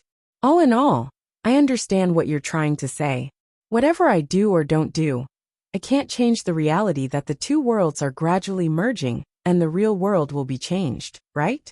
Lioli nodded. Exactly. Also, there's no telling when it will happen. Maybe it will take a long time. Or maybe it will happen in the next second. The seemingly subtle changes will reach a certain limit instantly. By then, Chen Guang interrupted Lioli. By then, existences like the mutated wolves that I encountered last time will appear everywhere in the world. Lioli shook her head. Not exactly. Chen Guang immediately took a long breath in relief. That's good. I was really worried about that. Lioli. No, it's much more serious than that. Chen Guang almost jumped to his feet. Why don't you make it clear? What do you mean by much more serious? I don't know. But I'm certain that the changes caused by the integration and overlap of two dimensions can't just be superficial. In your universe, it's still uncertain for other planets. But on Earth, the changes will certainly shake the foundation. What foundation? Everything. Everything. That's right. Everything that you see, hear, know. And even everything that you don't know. Everything that you can imagine. Everything that you can't imagine. Including all aspects of time and space, big and small. Even a speck of dust that has been floating in the air since the Jurassic period will be affected. Chen Guang gasped. In other words, from our past, to our present, to our future, everything will be completely changed? Lioli grunted. We can't rule out this possibility. But there's one thing that won't change. What? You. Because you're the master of the Holy Grail. For you, no matter what kind of integration happens, no matter where you're born, even if the real world and your reality are completely integrated, there won't be any changes to you. Because you can travel between every world in the cup. Chen Guang didn't think this was good news. He had a vague feeling. The greatest pain in the world was standing in front of the person you once loved the most, but she didn't recognize you. In other words, it's possible that my family is no longer my family, or that they don't exist at all. After the world is changed, my ethical family, my parents, may become people that I don't know at all, but in their hearts, in their memories, I'm still their son? But I don't know them at all? Lu Mingguo's voice came from afar. Although I don't want to tell you, this may happen, but it may not necessarily happen. Chen Guang asked again. Also, everyone that I used to know may become strangers to me. Lioli nodded again, but she thought for a moment and said, just as I said before, if the real world and your reality merge and completely change your time and space, you must be the most stable point among all the planes.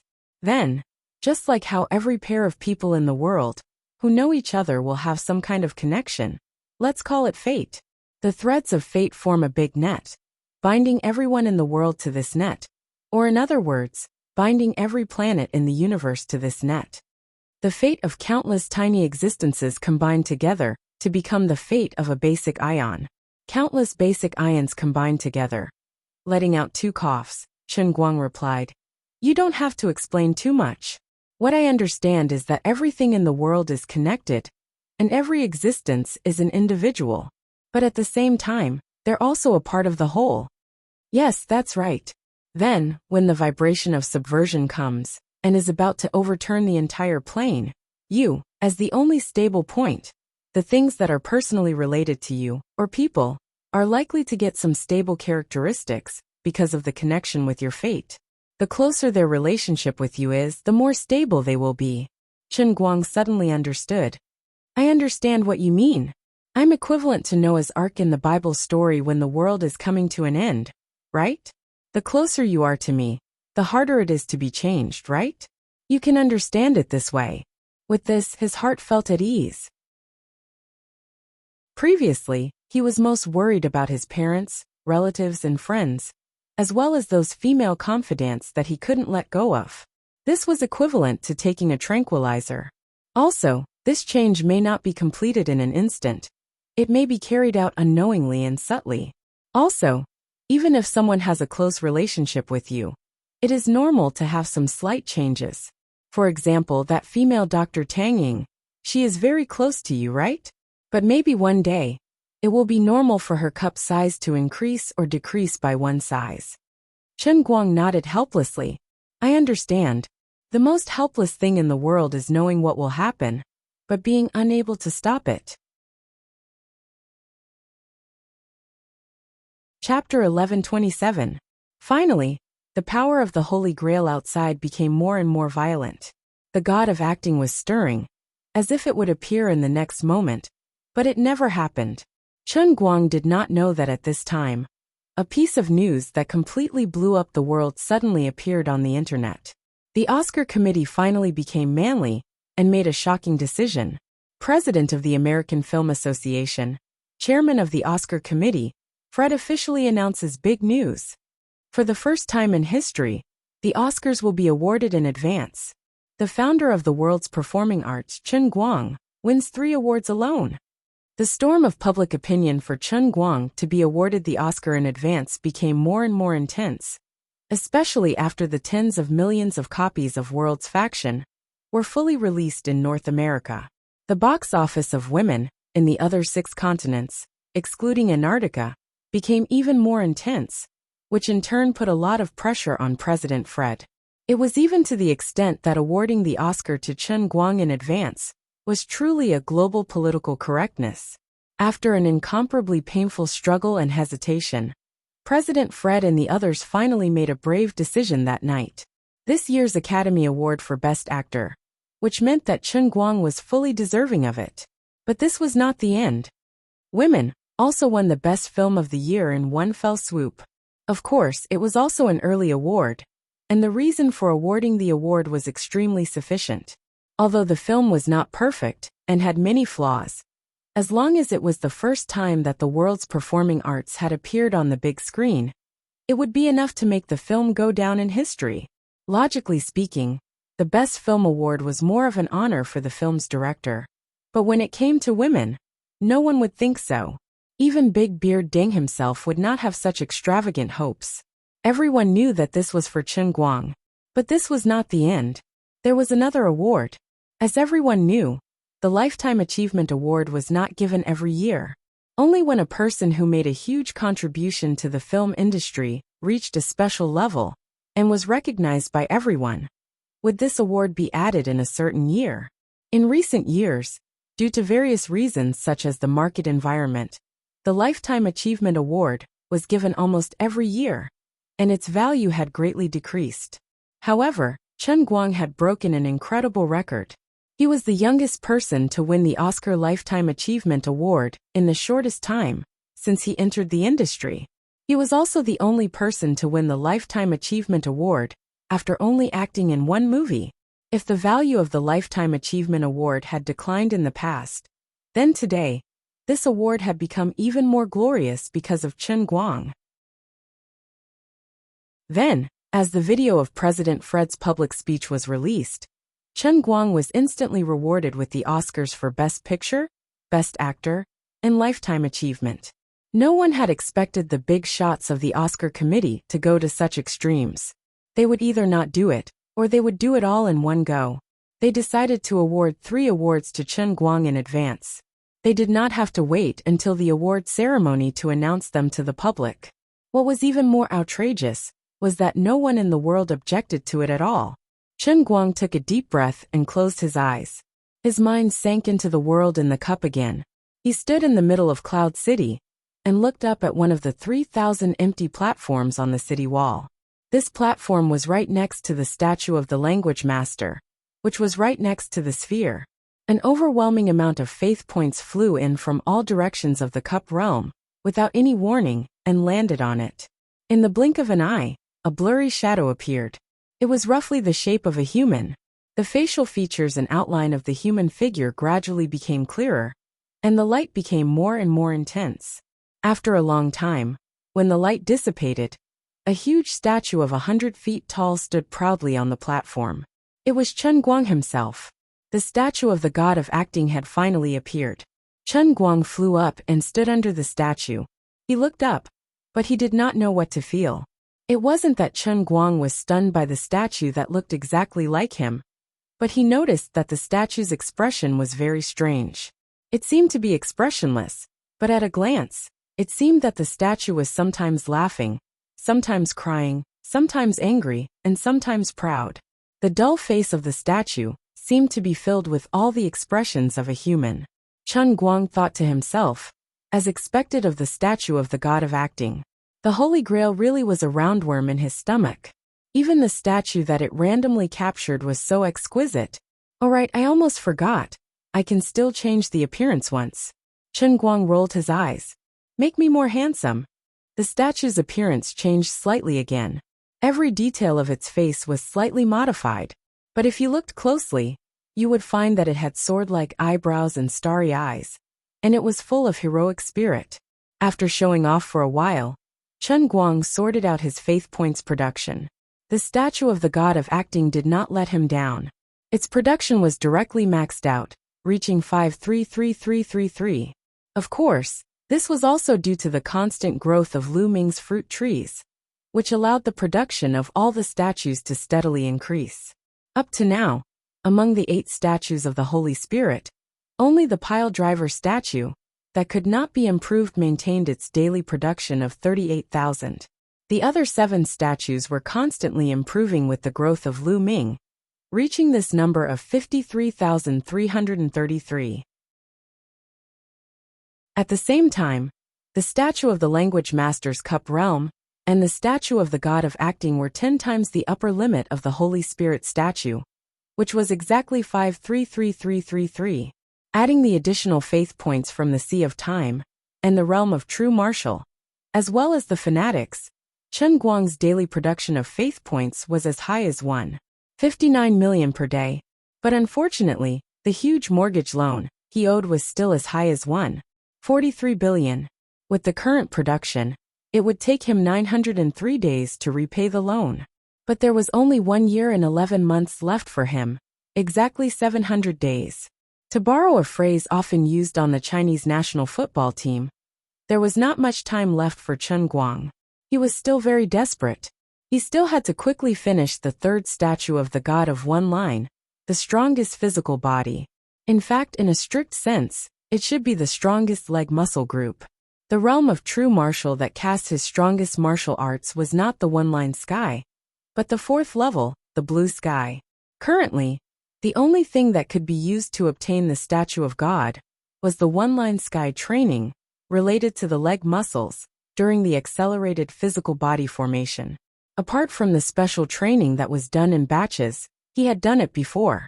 Of course, the easiest way was to get it all at once and achieve all the strongest physical bodies, so that it could be done once and for all. With a complicated mood, Chen Guang retreated from the cup realm. Seeing that he was clean from head to toe, he had to pick up the cup and sneak back to the room like a thief. After changing into pajamas, Chen Guang lay on the bed and thought for a while. He didn't have to worry about the photocatalyst anymore. He could just leave it to Teacher Zhua. He didn't even have to worry about the application for the Scientific and Technological Progress Award at Tangshan Industrial Factory. He had sold a big favor to the Chinese Academy of Sciences. The final decision on the award was in the hands of the Chinese Academy of Sciences. As long as the finished product was taken out and put into practice at Tangshan Industrial Factory, Xiaoguang Environmental Protection would completely turn over. There was nothing for him to do here. When Sister Tang Ying arrived in Los Angeles, he would go back to China with her. The next day, Chen Guang held his last press conference in America. At this press conference, he received the 3 trophies that had been made in advance from President Fred. He expressed his gratitude and promised to attend the final award ceremony in March. In the afternoon, he went straight to the airport, ready to meet Tang Ying there, and then fly straight back to China. After waiting in the airport for a long time, Chen Guang saw Tang Ying and Tang Xiaokai walking side by side. Yo, Sister Tang Ying, Brother Xiaokai. Why are you here? Chen Guang greeted the two with a smile. Although Tang Xiaokai was actually a few years older than him, they were now familiar with each other. Chen Guang didn't care so much. Tang Xiaokai looked at Chen Guang and Tang Ying, who stood side by side. I'm my sister's protector. I'm here to keep an eye on you, Brother Guang. Tang Ying stepped on Tang Xiaokai's foot. Shut up. Tang Xiaokai still refused to let it go. Sister, don't quibble. I've seen through your little tricks long ago. Have you forgotten? I've been calling Chen Guang brother-in-law for a long time. Chen Guang was secretly pleased at being called brother-in-law, but when he saw Tang Ying blushing, he couldn't admit it now. Don't talk nonsense. You must have something to tell me today. Tang Xiaokai was a busy man. He wouldn't come to a temple without a reason. He didn't have anything to do today, but he came. I knew I couldn't hide it from you. Tang Xiaokai shrugged. I do have something to ask of you. All right, you two take your time.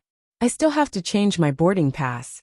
Dr. Tang was not like Chen Guang, who had the Global Civil Aviation Association's Hero Medal.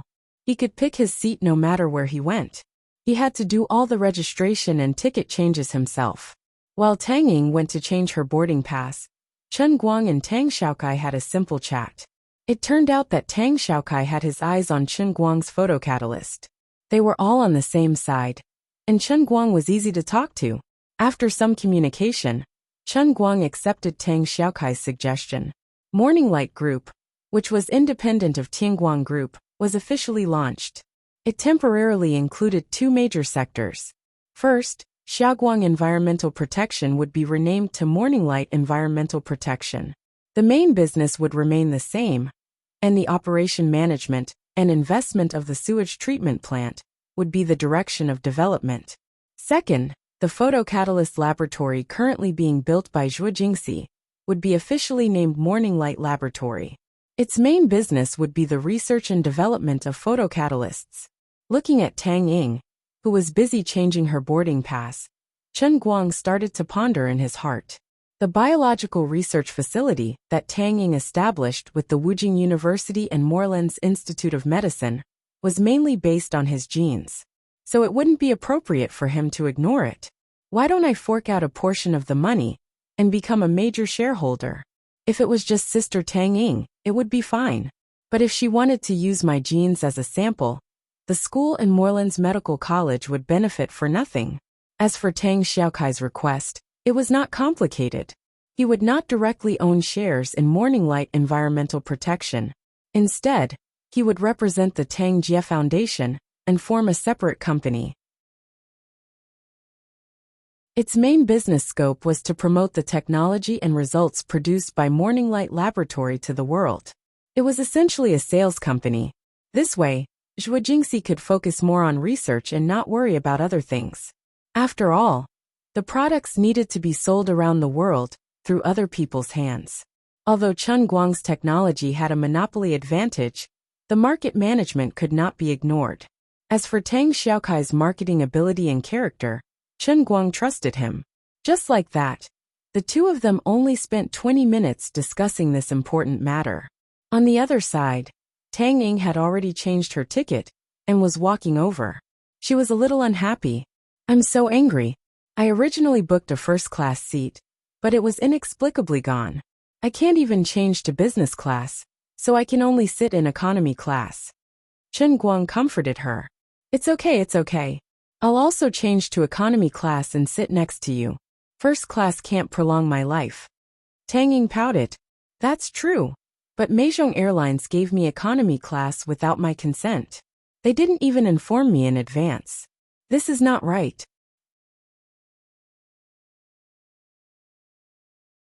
Chapter 1128. Chen Guang was also a little unhappy. Previously, the two of them had agreed to return to China together. Tang Ying had booked a seat first, and he had called the Civil Aviation Administration to book a seat next to Tang Ying. Originally, the two of them had agreed to sit side by side in the first-class cabin. With such a long flight, they might even be able to take the opportunity to do it like before. They might even be able to do something else. But now it was all over. Tang Ying had been transferred to economy class. Meizhong Airlines was clearly not giving him any face. Alright, he and Tang Ying had booked their tickets separately, so Meizhong Airlines might not be aware of their relationship. Since Chen Guang had taken quite a bit of advantage from the civil aviation industry, he felt that it wasn't a crime to be ignorant. Hence, there's no need for him to make a fuss over such a small matter, and he decided to let people off the hook whenever possible. In the past, he had always cut the queue and snatched other people's seats without paying. God knows how many people had been forced to descend because of his sudden whim. As the saying goes, those who do evil will bring about their own destruction. He had done too many bad things, and could not avoid retribution. Although the retribution for the descent did not fall on his head, it was the same thing for Tang Ying. I have to help the airline company appease the angry passengers. With that thought in mind, his bow was crooked. I'm going to call their boss later. Calm down. Sister Tang Ying, calm down first. As he spoke, he patted Tang Ying's shoulder. Tang Ying glared at him. Why are you still speaking up for the airline company? Chuckling, Chen Guang replied. How can you put it that way? I'm not speaking up for them. In fact, I used to cause people to descend often. Let's be more understanding. The seats in economy class are a little narrow, and we can sit close together. It's fine. Forget it. I'm not that spoiled. I've even bought a special ticket that Eastern Airlines doesn't have. I'm just a little unhappy that they surrendered without saying a word. Tang Ying rolled her eyes and waved her hand. That's right. They are of low standards. I will really get the Civil Aviation Association to reprimand Meizhong Airlines staff, okay? Chen Guang added. At this time Tang Xiaokai, who was next to her, also helped to absolve her. That's right. I also know the global vice president of American Airlines. Sis, I'll help you redress this injustice. But don't worry about it today. You don't like to be special. Their airlines have always done things like this. Pan Am is slightly better, but American Airlines' service attitude in this area is indeed problematic. Alright. Look at the two of you. You make it sound like I'm the one who's unruly and willful. The three of them chatted for a while. Tang Xiaokai had other things to do in Los Angeles, so he left first.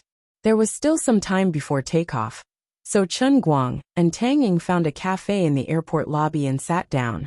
After that, he called the Civil Aviation Association specialist, who specialized in serving the highest-level VIP customers, to voluntarily downgrade from first class to economy class. Recipients of the Hero Medal had a higher priority than VIP customers. As soon as Chen Guang made the call, he naturally received the highest level of service. He enjoyed the same or even better treatment as top billionaires like Buffett, Gates, and Zuckerberg when they took private flights on commercial airliners. There was an extremely high level of confidentiality, even higher than that of ordinary U.S. government officials. Only the specialist, who personally adjusted the seat for him, knew what was going on, who wanted to change the seat, and how it was done. In addition, because Chen Guang's own reputation was too resounding recently, he did not want to cause too much of a stir when he returned to China. Therefore, when he contacted the specialist, he took the initiative to further increase the level of confidentiality. As for American Airlines, the highest-level security certification department knew the specific details. However, due to the confidentiality agreement, they would not immediately inform the Los Angeles airport and the ordinary staff on Chen Guang's flight. They did not need to know why, nor did they need to know who wanted to change the seat. They only needed to execute and implement it. The highest responsibility of the entire aviation safety system was the Safety Committee. With the Safety Committee's stamp of approval, the passenger's identity was already foolproof. When the passenger's identity was verified for the last time before departure, they could see the name Chen Guang. But before that, they were not qualified to check it in advance. Downgrading was difficult, and it was easy to offend people. However, allowing a lone passenger to be upgraded from economy class to first class for free was simply a matter of a phone call. What's more, in order to ensure that nothing went wrong with the seat, Chen Guang even took the initiative to provide the passenger with $2,000 in cash as compensation. After waiting for about an hour, the two finally got on the plane. Tang Ying stuffed her carry-on bag under her feet and complained unhappily, "I should have put my bag in the suitcase. Economy class is too narrow." Chen Guang wasn't any better than her. He also had a bag with him, which he used to store his laptop and the omnipotent Holy Grail. Look at you, Sister Tang Ying. One look and I can tell that you've never lived a poor life. Don't even mention economy class. A year ago, when I was as poor as a doornail, I went to another city to do part-time work. I couldn't afford a berth, and I couldn't even get a seat ticket. All I could buy was a standing ticket and squat in the green train aisle for a whole night. What's this today? Tang Ying pinched Chen Guang's waist in annoyance. You're the only one who has a lot of life experience, okay? Hee, I don't deserve it. Chen Guang chuckled. Sorry for not recognizing you. Sister Tang Ying, you're also very good. I used to think that the best doctors were in their 70s or 80s. But after meeting you, I realized that doctors in their 20s can also be so outstanding. Tang Ying was not moved by his flattery at all. You have the cheek to say such things? I won't talk about your other things. I won't talk about you, the newly minted Oscar winner. Just the photo catalyst that you created a while ago was able to attract the attention of laboratories like Prince, Alamo, and Cambridge. Even if there were 10 of me, I wouldn't be able to match your achievements. I think you're mocking me. Chen Guang was embarrassed by her praise. Shishu, lower your voice. Don't let anyone recognize me. As he said that, he desperately pulled the brim of his hat down to cover his face. And then he pretended to be modest. Don't praise me anymore. If you continue to brag, I'll be in heaven. Brag. Tang Ying turned around and looked at him with a playful look. You're not serious, kid. Chen Guang felt wronged. I'm very serious, okay? I know you're still thinking about the past. You're not serious when you get on the plane. You're still bragging? Going to heaven? You're still calling yourself serious? Have you no shame? Brag. As she said that, she deliberately pouted her lips and made a very meaningful gesture. Chen Guang. Sister Tang Ying's sudden burst of unorthodox ideas was a little sharp. Okay, I'll stop joking with you. If it wasn't for the fact that we're in economy class, and there are people next to us, I really didn't intend to let you off. I'm a professional medical researcher, and I'm actually left in the dust by a half-baked person like you in terms of knowledge. I really can't accept this. Don't worry. Wait for me to collect more samples from you and decipher your genetic code. In the future, all of humanity will remember my contribution. Who knows? Maybe you're hiding the secret to the next stage of human evolution. If I achieve my goal, I can be even greater than Darwin. Tang Ying, who was sitting near the aisle, whispered into Chen Guang's ear on her right. Chen Guang had a very unique feeling. She was clearly talking about a very great and noble goal, but his heart was in turmoil, as if it was being scratched by a cat's paw. Okay, then I, as a lab rat, will have to risk my life to accompany you. Chen Guang didn't want to be someone else's lab rat, but if it was Tang Ying, then he didn't mind. Everyone was so familiar with each other. They met when they were down, their relationship was extraordinary, and Tang Ying's sample collection process was so. Oh yeah, one more thing. Sister Tang Ying, how much is the initial investment for your research institute? Will Gokyo University and Moorlands each pay half? Chen Guang asked as they whispered to each other. Tang Ying stomped her feet in anger. Stop it. I'm angry when you mention it. My saliva is almost dry. No matter what I say, I made it very clear that if you want to build a biomedical laboratory of a sufficient level, just the purchase of the most basic equipment and instruments will cost at least 50 million US dollars. This does not include the other construction costs of purchasing land in the 5 capitals and the cost of manpower. Chen Guang scratched his head. It's just studying my genes. Is there a need for such a big deal? Tang Ying. In genomics, there's not much difference between studying a person and studying a pig. I think you're scolding me. You can think whatever you want. If it's just a human genomics experiment, the workload won't be too big, but you're too different from ordinary people. I think it's very likely that more than 10% of your genes will have to be remeasured. That's not a big workload, right? A person has 3 billion base pairs. That's not a big workload. Okay, it's a lot. That's why I'm very angry. My alma mater, Moorlands and Gokyo University, are too stingy. It's not a problem for them to provide manpower, but when it comes to money, they're all misers. They can't even give me 20 million US dollars. Then why don't you provide your own money? Tang Ying shrugged. Do you think I didn't ask Xiao Kai and my dad?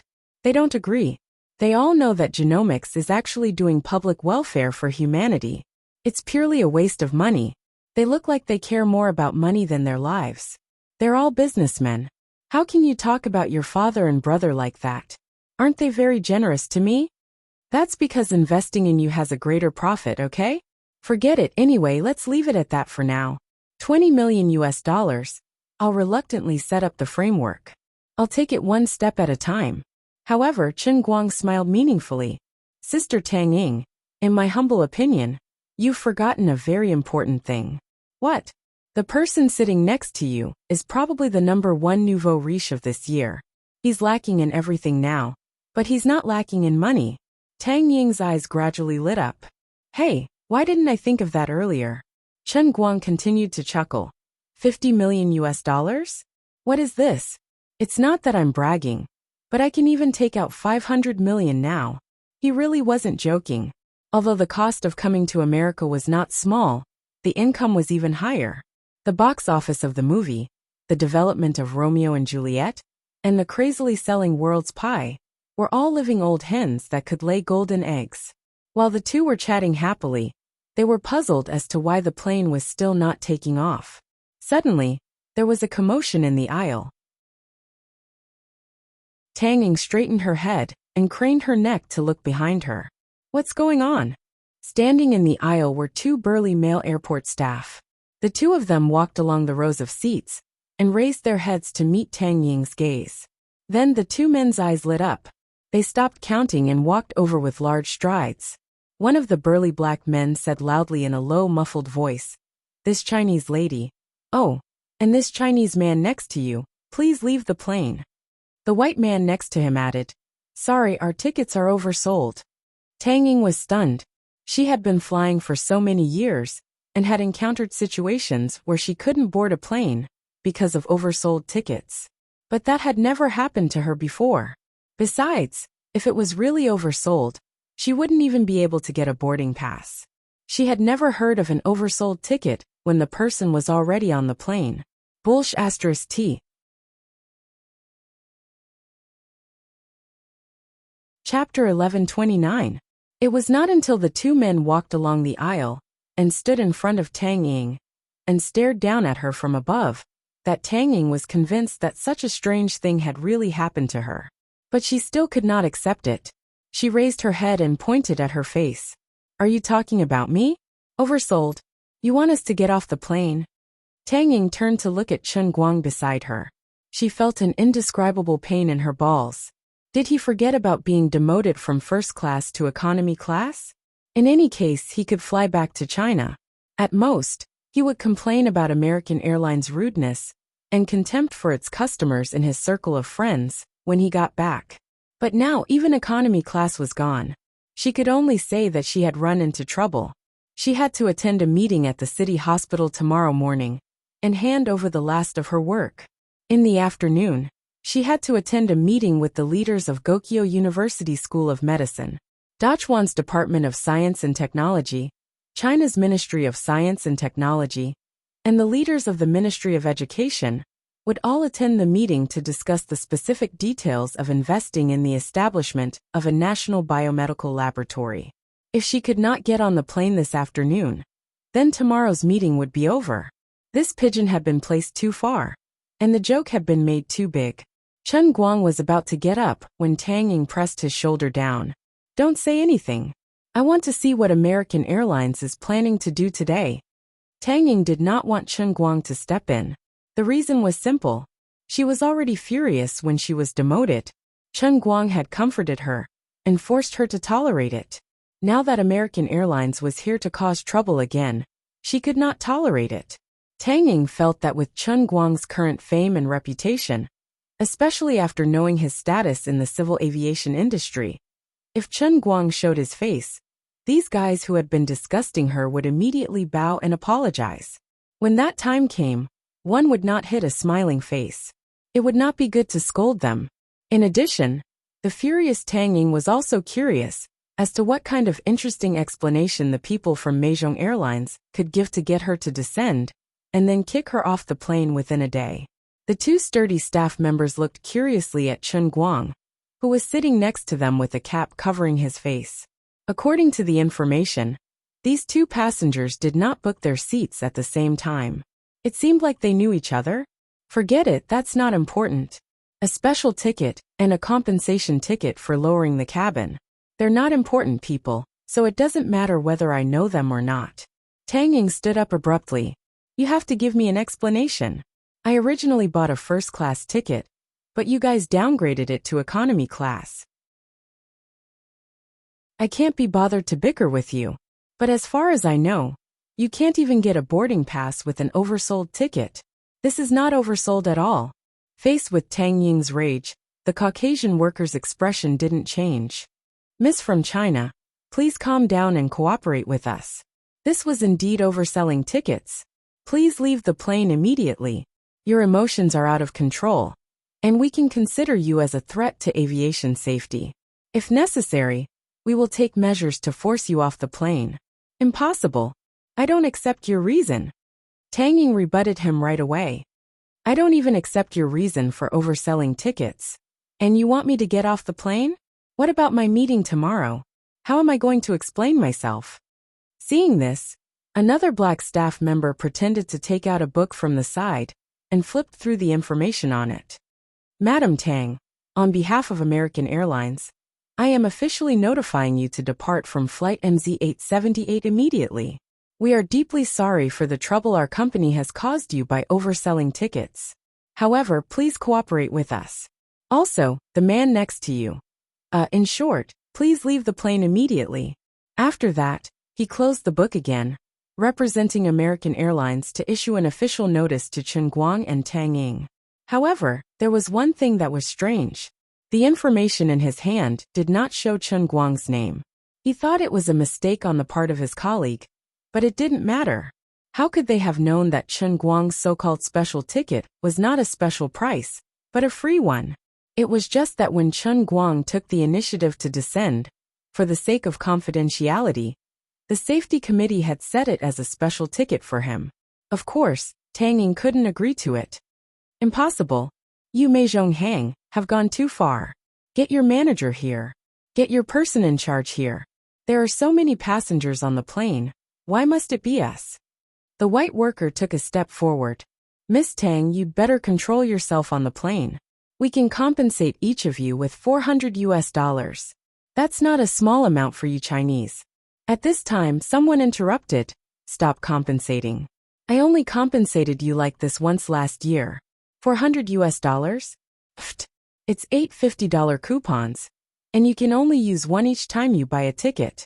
Plus, it expires after a year. What's $400? With Tang Ying's net worth, she wouldn't even bat an eye if $4,000 was placed in front of her, let alone 8 ridiculous coupons. Impossible. I won't accept your compensation. Whoever wants it can go. We're not getting off the plane anyway. Tang Ying waved her hand and firmly refused. The faces of the two staff members gradually darkened. The white man clenched his fists tightly. Tang Ying wasn't afraid at all. Chen Guang was right behind her. Tang Ying knew how capable this kid was. She was sure that if this white man dared to throw a punch, he would be the one flying. The black worker pulled his colleague back a little. Miss Tang, I'll remind you for the last time. If you don't cooperate with us, you will be listed as an unwelcome guest by American Airlines. In addition, we will also submit your name to the Aviation Association. Also, as a Chinese national, you will be restricted from entering the country. Do you understand what I mean? I'm afraid you won't be able to come to America in the future. The white worker also suppressed his anger. That's right. Also, there are indeed many passengers in the cabin. We're very sorry about the overbooking, but the selection of passengers will be randomly selected by our system. Everyone can be selected. This is very fair for all passengers. You see, we need a total of 4 passengers to get off the plane. Apart from the 2 of you, there are 2 more passengers. At this time, the other passengers on the plane seemed to be a little impatient. They all began to chime in one after another. That's right. The airline company won't mess around. Hurry up and get off the plane. Don't waste everyone's time. It's all your own bad luck. You guys were selected. What else is there to say? If I was the one who was selected, we would have left the plane on our own. This is a plane, not a car at home. It's every passenger's duty to abide by the airline's rules. Most of the people who were making sarcastic remarks were seemingly warm-hearted. But in fact, They were very selfish international friends. There were also some Chinese people on the plane, but they didn't say much. Seeing their compatriots in trouble, they were also quite unhappy. There are two more people, randomly selected. Tang Ying frowned.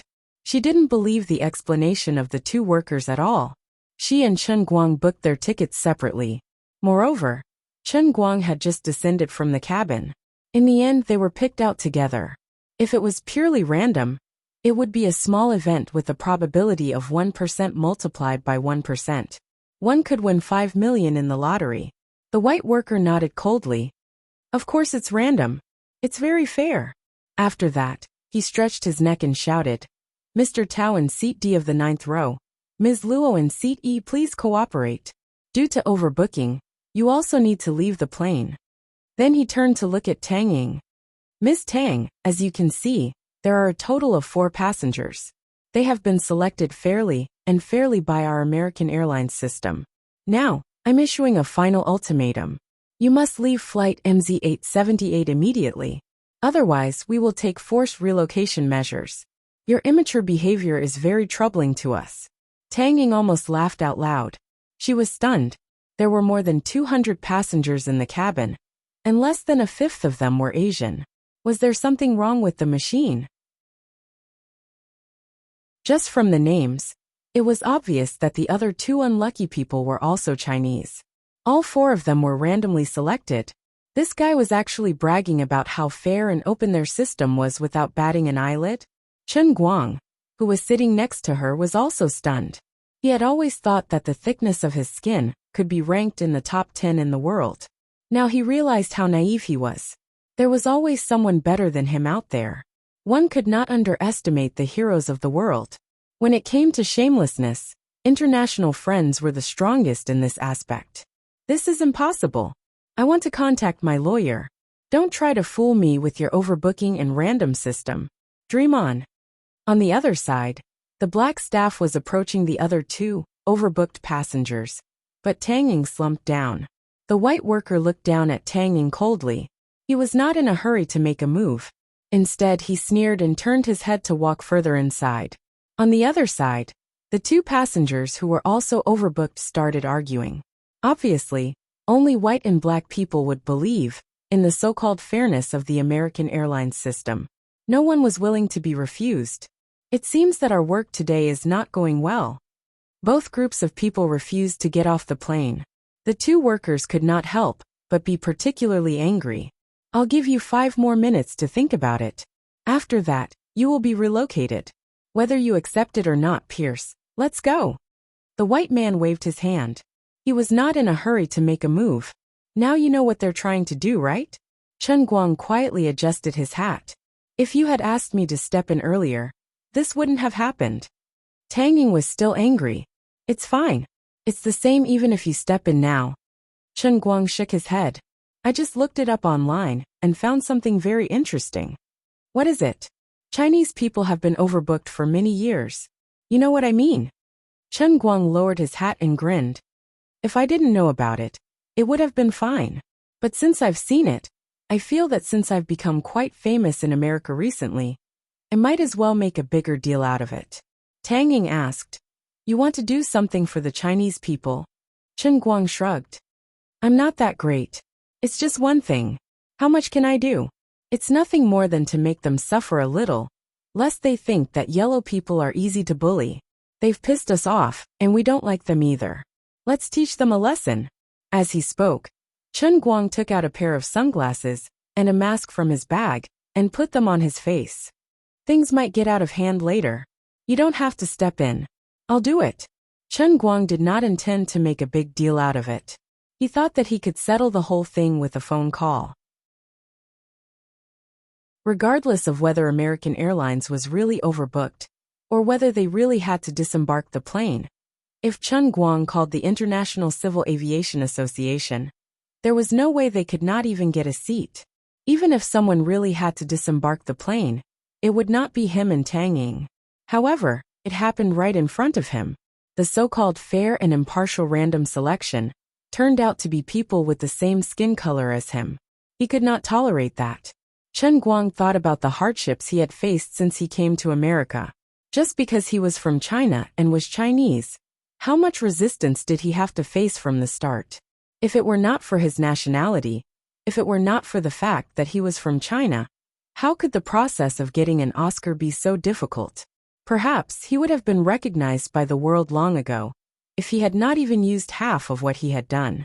Although the compensation offered by President Fred and the others was impressive, it was still Chen Guang's ability that had thoroughly convinced them.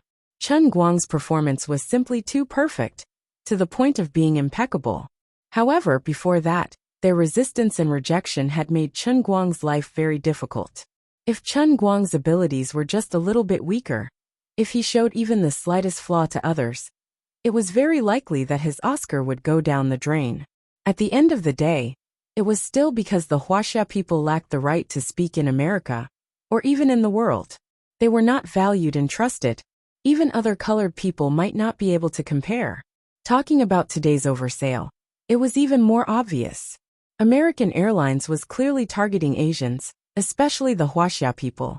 Especially now, there were still cold remarks coming from all directions. Most of them were saying that the Huaxia people did not follow the rules, were barbaric, and were wasting everyone's time. Chen Guang only sneered in his heart. Whatever you say, don't even think about flying today. Sigh, since you want to do something big, then we probably can't fly today, right? Too bad my meeting tomorrow, sigh. Chen Guang comforted him. It's okay, we can fly today. I promise you'll be able to step on our country's soil before 9 tomorrow morning, okay? That's not possible, right? Chen Guang shrugged. American Airlines isn't the only company that flies to Wujing. We'll pay for a jet from another company, it'll be the same. Chen Guang? Tanging number 1. Let's stop flattering each other. Yo, you're back again, and you even got help. As Tanging spoke, he looked up and saw a large group of people walking in from the aisle. In addition to the 2 guys just now, there were several uniformed people with guns. The staff of American Airlines directly called the airport police. It seemed that they were really going to take the so-called forced relocation measures. Passengers, please exercise restraint and do not record. Now we will begin to take coercive measures against illegal passengers who do not cooperate. The Caucasian staff was more confident because he had someone behind him. He took the lead and spoke loudly. After he finished speaking, he picked up the walkie-talkie and said, Mr. Schultz, I'm starting here. Good, you've done a great job. We should teach these uncooperative, immature, and irrational passengers a lesson. Schultz, the general manager of American Airlines, who was in charge of Los Angeles airport affairs, said so.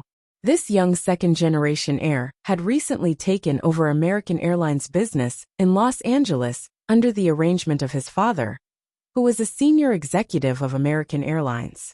He was planning to do something to build prestige among the staff, and he felt that this was a good opportunity. Several tall and strong police officers approached quickly, and many passengers who were watching the fun raised their phones. Not many people were so obedient as to stop recording just like that. Chen Guang finally stood up and moved away from Tanging to stand in the aisle. He adjusted his sunglasses and adjusted his mask. I sincerely hope that after today, you will remember something.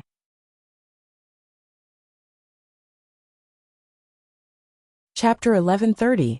The Caucasian officer felt that something was wrong. The Chinese woman, who seemed to be very difficult to deal with just now, was now sitting quietly in her chair. But the man in the cap, who had been silently pretending to be dead, suddenly stood up. What was even more strange was that the man was wearing sunglasses and a mask, as if he couldn't see the light of day, and was acting sneakily. It's ridiculous. Pretending to be a star, as if he's afraid of being recognized. Where do you think you are? Maybe you're really a big shot in China, or maybe you're really famous, but this is the United States. No one will give you any face.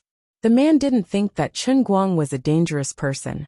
Although he still couldn't see Chen Guang's name, the passenger's information backup had been stamped by the National Security Committee. However, the airport's police officers didn't share the same thoughts. After all, Chen Guang didn't even dare to show his face to the police on the plane. In addition to the recent tense international situation, They were on full alert when they saw Chen Guang. Tang Ying didn't say anything else, but looked at Chen Guang's profile with great interest. She wanted to know how Chen Guang was going to make a big deal out of this. Chen Guang didn't have any particularly clever ideas. He just relied on the cap, sunglasses and mask, and used the simplest and most violent way of pretending to be a pig to eat a tiger. Seeing them getting closer, Chen Guang didn't rush to make a move. He liked to be polite before resorting to force, so he had a good reason to do so. If you keep control, I'll be easy to talk to. If you pretend, I'll be better at it. The Caucasian officer was walking forward, but was suddenly pulled back by the airport police officer behind him. What's the matter? Officer Jack. The Caucasian officer turned around and asked, Nelson, are you sure this Chinese man's name is unknown on the passenger's information? Nelson nodded. I'm sure. I just confirmed it with Mr. Schultz. Officer Jack's eyebrows gradually furrowed. This is very strange. Now I suspect that they may be terrorists. Mr. Schultz is the person in charge of your company in Los Angeles. Unless he's a special agent or official from the Department of Homeland Security, he won't be able to find his name before the flight. But this guy is Chinese. Nielsen's eyes lit up. He was indeed a smart police officer specially sent by Mr. Schultz to cooperate with him. If Nielsen still treated the man as an ordinary passenger, he would not be able to use some more extreme means. But if he labeled the man as a terrorist, he would suffer a lot. That's right, Officer Jack. When we were talking to them just now, this man behaved very strangely from beginning to end. He had been lowering the brim of his hat, as if he was afraid of being recognized by us. He was very suspicious. Also, his ticket information shows that it's a special fare ticket. Agents and officials won't buy a special fare ticket. They're all in first class. Pierce, the black man beside him, decisively dealt the finishing blow. Officer Jack nodded. All right, I know what to do. But later, don't show any obvious abnormalities. We're professionals and we'll handle it. Look at the back of his hand. The blood vessels are bulging as if they're going to explode. Although he doesn't look strong, in my experience, people with this kind of physique have amazing explosive power. It's impossible to have this kind of physique without professional training. Jack was indeed a very professional and keen police officer. Ordinary people really couldn't see the threat of Chen Guang. The few of them were whispering from afar, thinking that no one could hear them. However, they never expected that Chen Guang had pricked up his ears and could hear every single word of theirs. It seemed that not only the International Friends of American Airlines were not very kind, but the Los Angeles police seemed to be even more crazy. He hadn't done anything yet, but they had already put a big hat on him. After the discussion, these people continued to come here until they stood in front of Chen Guang. With his keen senses, Chen Guang noticed that the airport's police officers must be communicating with each other through some hand signals. They seemed to be standing casually, but they were positioned at an ingenious angle, hiding the guns on their waists on the other side of their bodies. The atmosphere on the scene seemed calm, but in fact, undercurrents were surging. Chen Guang's eyes narrowed slightly. It seemed that these people weren't just simply putting a hat on him. They really thought that he was a terrorist? Was that necessary? You were using the excuse of overbooking, but in fact, you were violating the rules to kick innocent passengers off the plane. You were deliberately targeting the Chinese and discriminating against me and my countrymen. But you pretended to say that it was a fair and random draw. Now I didn't even say a word, and you put a big hat on me. Do you really want to go against the law? Get off the plane, sir. And Miss Tang next to you. This is really the last time I'm warning you. You can still book your tickets for tomorrow. This is just a trivial matter. You don't have to pay a huge price for it. Nelson, who was standing behind Officer Jack, tilted his head and said loudly, letting out a cough. Chen Guang replied through his mask. This is the first time I'm replying to you, and it will also be the last time. We won't accept your explanation of overbooking and random selection, and I'm no longer interested in taking your plane. However, this matter won't end so easily. You think it's a trivial matter? You're telling me that it's a trivial matter to randomly select 4 Chinese people to kick off passengers who have already boarded the plane? Then what else is a trivial matter for the aviation industry? What? Are you threatening us? Can you say it again? Officer Jack quietly put his hand behind his back and put his finger on his gun. He thought silently, is it a serious matter for the aviation industry? Apart from the air crash, it's probably a hijacking. Officer Jack's first impression of Chen Guang was the strongest. Now he inevitably extended the serious matter, in Chen Guang's words, to the hijacking of the plane. He was also shocked. He had never seen such an unscrupulous and crazy extremist. Not only was he not afraid in front of the police, but he even took the initiative to threaten them. Officer Jack felt that this person must be an extremist whose faith was beyond a certain level. He was the backbone of the organization, and extremely dangerous. As for Chen Guang, the situation in front of him reminded him of a joke he often encountered when he was in countless fights since he was a child. Whenever someone said to someone, "If you have the guts, say it again," the other person would definitely say it again. The other person would definitely say something. And what was originally a trifling matter would immediately develop into a fistfight. The one who lost in a one-on-one fight would definitely call for help, and the other side wouldn't just admit defeat. That was how countless big and small group fights in the county came about. It was very likely that the earliest reason was that two kids accidentally bumped into each other while buying ice cream at the canteen. Eventually, it developed into a fight between two big gangs in the county. Chen Guang named it, "Say it again." Once this law was triggered, he couldn't back down. Therefore, his eyes behind the sunglasses narrowed even more. Do you think I'm threatening you? Today's incident was caused by Mei Zhonghang's evil act of flouting the rules. Are you guys stupid? Or do you think everyone is as stupid as you? Do you think we don't know? The so-called overbooking, isn't it when your airline employees want to board the plane? Do you really think we don't know anything? When I was flying the plane, you guys didn't even know where you were. I didn't expose you just because we don't want to talk nonsense with you. Also, not everyone's time is as cheap as yours. Do you know how much loss we'll suffer if we delay our return by one day? If we really suffer heavy losses because of your unreasonable actions today, Mei Zhonghang can't escape the responsibility. Officer Jack, don't talk nonsense with him. Do it. There's less than 2 minutes before the departure time. The black man Pierce shouted from behind. Officer Jack's eyes flickered, and the other two police officers standing beside him reached out their hands to grab Chen Guang's arm. As for Officer Jack himself, he still had his body turned sideways, but his fist was already raised, aiming directly at Chen Guang's face. Either do not make a move, or do it ruthlessly. This was the American police's routine when dealing with suspected extremists, to prevent all dangers before they happen. However, Chen Guang's expression did not change. He reached out his hand and slapped away the two men's hands. You guys started it first, so don't blame me for what happens next. Two loud bangs were heard, and the two police officers who reached out to grab Chen Guang's fists were slapped away as they screamed in pain. On the other side, before Chen Guang's voice died away, his hand that was still stretched out grabbed Officer Jack's fist, twisted it, and pushed it backward. Officer Jack fell on his back and crashed into the white man, Nelson, behind him. I'm the one you bumped into today, so you can't take advantage of me. If it were someone else, wouldn't they be in big trouble?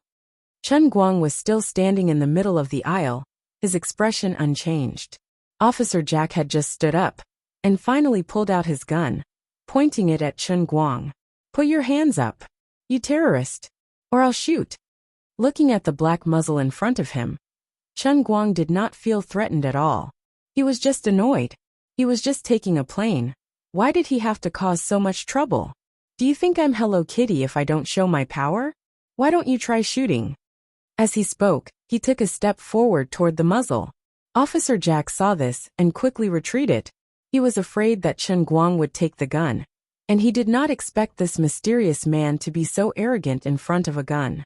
Even Tang Ying, who was behind him, became nervous and stood up abruptly. Chen Guang, don't be too impulsive, she shouted in Chinese, but Chen Guang made an okay gesture without turning his head, and said, It's okay, their toy guns can't hurt me. Chen Guang did not believe that the other party would really shoot. Although he had heard that the American police were very overbearing, There should be a limit to how overbearing they could be, right?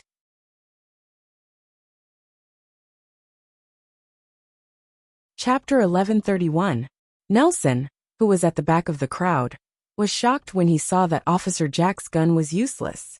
At the same time, he picked up the walkie-talkie and shouted, "Mr. Schultz, this Chinese is very powerful. He has undergone special training and is dangerous. The situation in the plane is getting out of control." Schultz, who was watching TV in the airport office with his legs crossed, suddenly sat up straight. He was a little unhappy. It was just a temporary vacation for 4 American Airlines employees to travel to China, but they had caused so much trouble. Schultz blamed Nelson in his heart for not doing his job well. On the other hand, he was secretly happy. The more extreme the other party was, the more forceful measures he could take. If he could let his crew discover a real terrorist, his position in American Airlines would immediately be greatly consolidated. As for whether that person was really an extremist, was it important? Wasn't it always the airline that had the final say on these things? If I say you are, you are. Nelson, tell Officer Jack not to worry about anything. If anything happens, we American Airlines will take full responsibility. I, Schultz, will take full responsibility.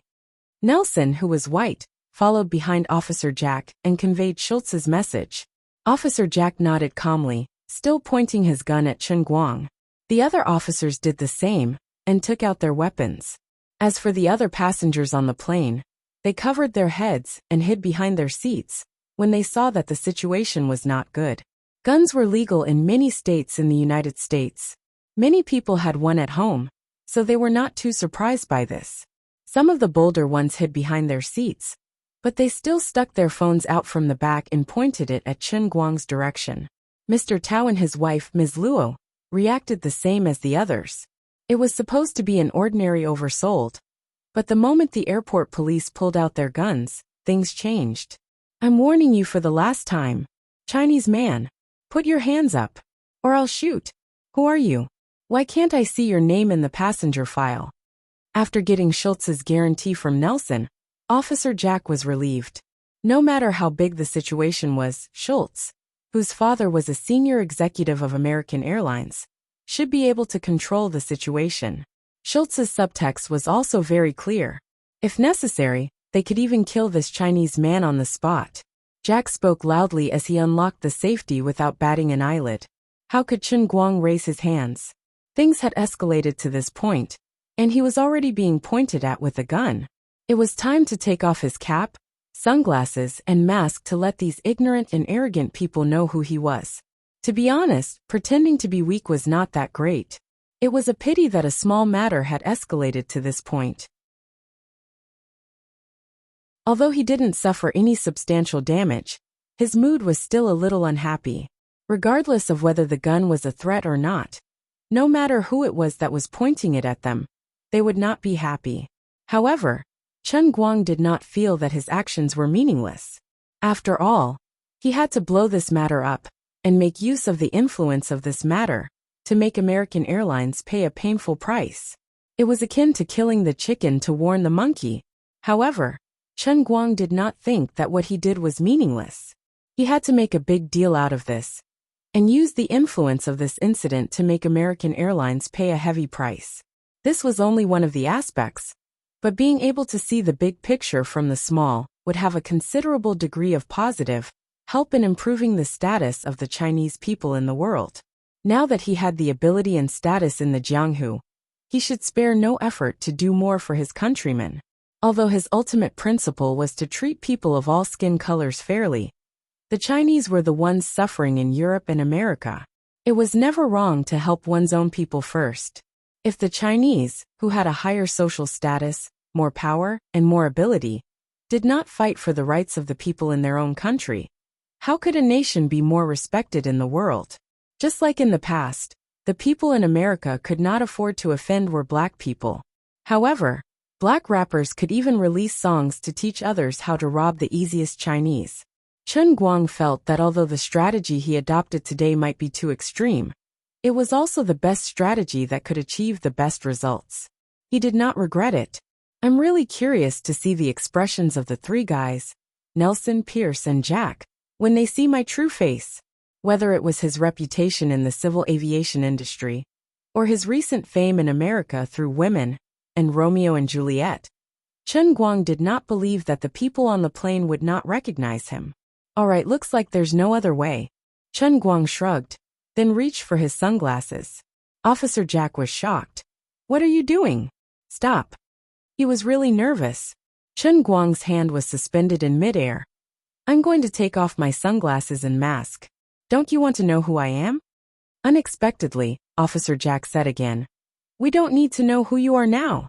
You just need to raise your hands immediately. Hearing those words, Chen Guang fell into silence. With so many people watching and so many cameras around, Chen Guang's gun was a toy in his eyes. He couldn't afford to lose face like this. He could not raise his hands, absolutely could not. Chen Guang did not care about him, but still reached for his sunglasses. At this moment, a male flight attendant who had quietly sneaked behind Chen Guang suddenly pounced on him from behind and punched at the back of Chen Guang's head. The sound of wind came from behind. Chen Guang's ears twitched, and he knew what was happening behind him. He bent his waist and avoided the guy's sneak attack with his head. Then, Chen Guang bent his right leg from behind, and with a golden hook fishing for the moon, he kicked the male flight attendant's abdomen from the bottom up. What are you doing? Don't mess around. Officer Jack did not expect that the male flight attendant would be so bold to sneak attack Chen Guang, and he shouted. Just now, Chen Guang's simple movement repelled the three of them in an instant. Officer Jack knew that it was impossible to subdue this mysterious man with ordinary close combat. Although he shouted so, he still held the gun in his hands and pointed it straight ahead. However, because Chen Guang had already attached himself to the body, Officer Jack's muzzle was now pointed at the male flight attendant behind Chen Guang. Bang! At this critical moment, the Glock 18 in Officer Jack's hand, which had been in service for more than 10 years, accidentally discharged.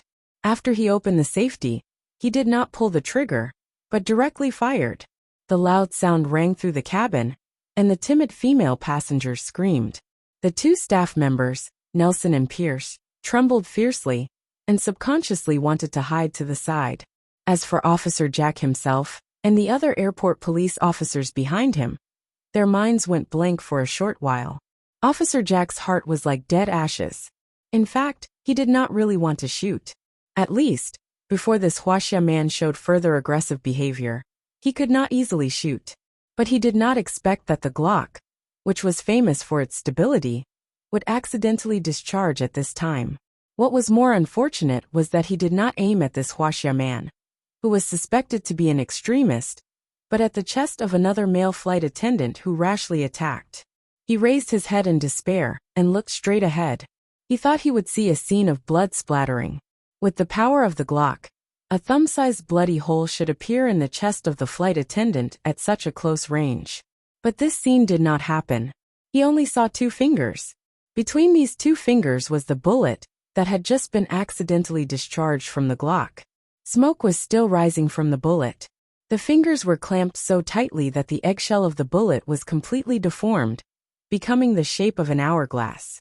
The male flight attendant was completely scared, and he also stared at the scene in front of him.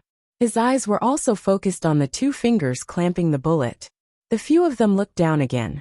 The owner of the 2 fingers was bent over in a very twisted posture. His right hand was raised from behind his back, and the bullet was caught between the index and middle fingers of his right hand. Chen Guang stood up straight, raised his right hand in front of him, and then took off his sunglasses with his left hand. At the same time, he tore off his mask, exposed his face, and blew the smoke on it. He grinned and then sighed. Damn, I'm convinced. You really dared to shoot. I'm convinced.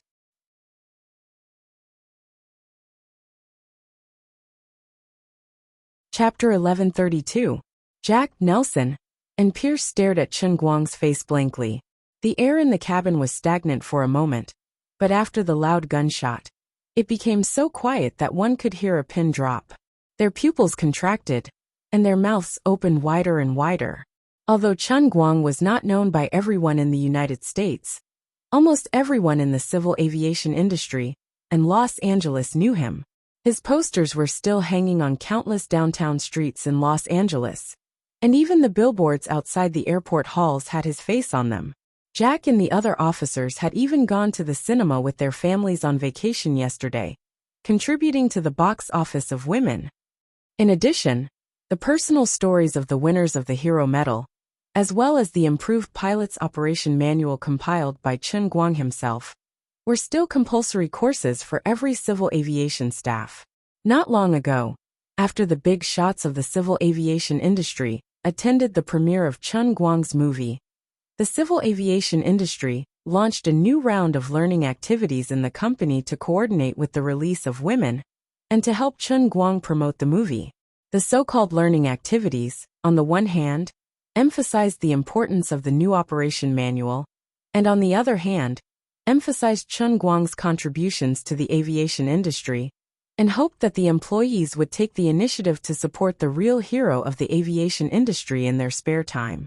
At this moment, Jack was still holding his Glock, and the situation was very awkward and stiff. Right, Mr. Chen? Jack swallowed his saliva and asked in a trembling voice. After a brief moment of confusion, Nelson and Pierce began to step back silently. Oh no, this time it was really terrible. They randomly picked two Huaxia people and thought they were easy to bully, so they tried to oversell their cars, but they ended up bumping into the hero of the aviation industry, Chen Guang. Unfortunately, they didn't understand the Huaxia language, or they would have shouted, "The flood has broken the temple of the Dragon King." Mr. Chen, I'm sorry, we didn't expect it to be you. Nelson braced himself to stand out and apologize. No wonder he couldn't find any information on Chen Guang before. No wonder the security committee gave him a super-secret identification stamp. This had nothing to do with whether or not the extremists were hiding their identities. It was simply because the level of the Hero Medal recipient, Chen Guang, was too high. It wasn't something that he, or even Mr. Schultz, could easily access. Thinking of his and Pierce's previous attitude towards Chen Guang, and the fact that Jack pointed a gun at Chen Guang, Nelson carefully looked at Chen Guang's expression. He always felt that things might develop in an irreversible direction. If they were dealing with ordinary people, the powerful Aviation Association wouldn't be afraid of anyone, even if it was Warren Buffett or Bill Gates, although the probability of that happening was not high. But Nielsen knew that the Aviation Association would not easily bow down to anyone.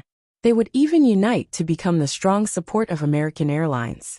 But this time, in a sense, they were on the same side as the Aviation Association. They were the Hero Medal holders who had countless fans within the association and were highly respected by many of the association's powerful people. The Hero Medal was a very high honor, even more noble than the Oscars in the film industry and the Hall of Fame in the NBA. It's over, it's all over. Chen Guang first glared at Jack. Do you still want to point a gun at me? What, do you want to misfire again?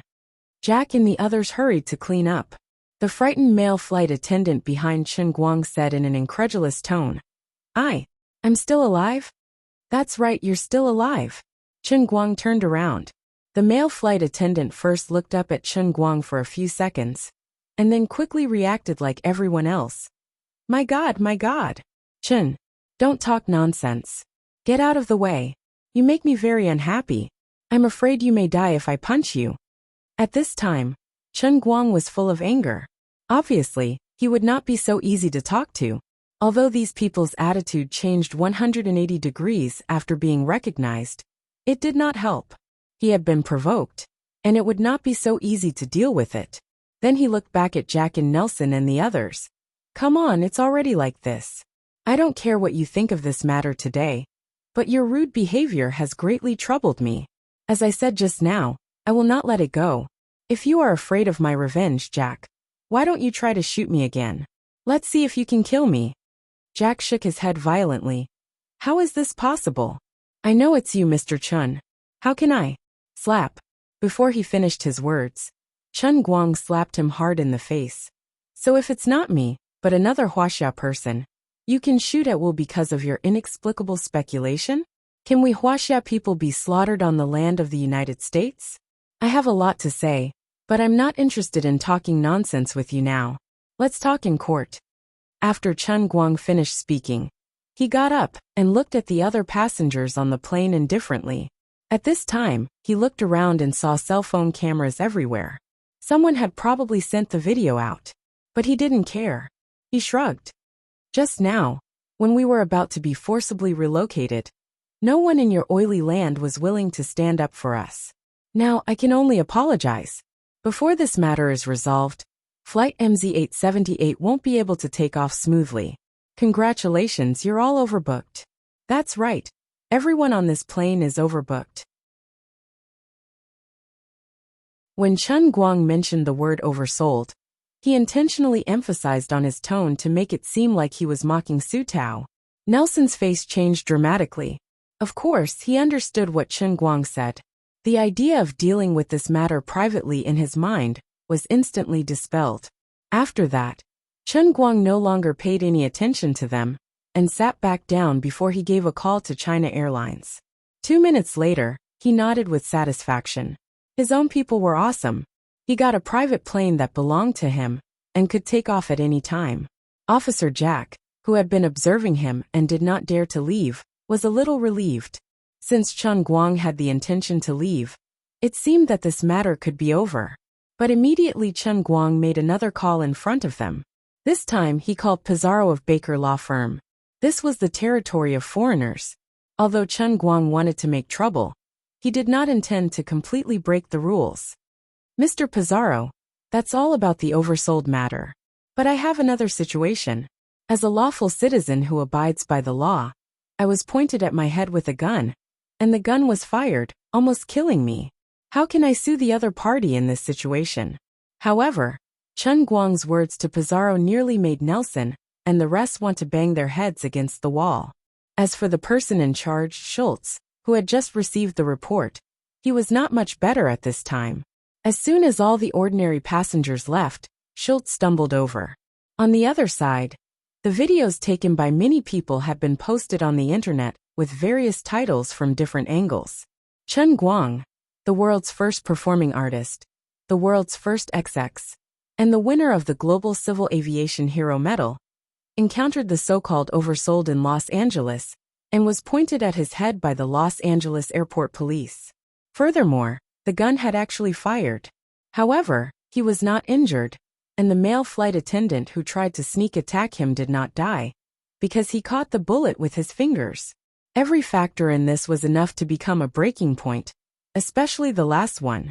It took less than 20 minutes for these videos to appear on the internet and sweep across the entire social network.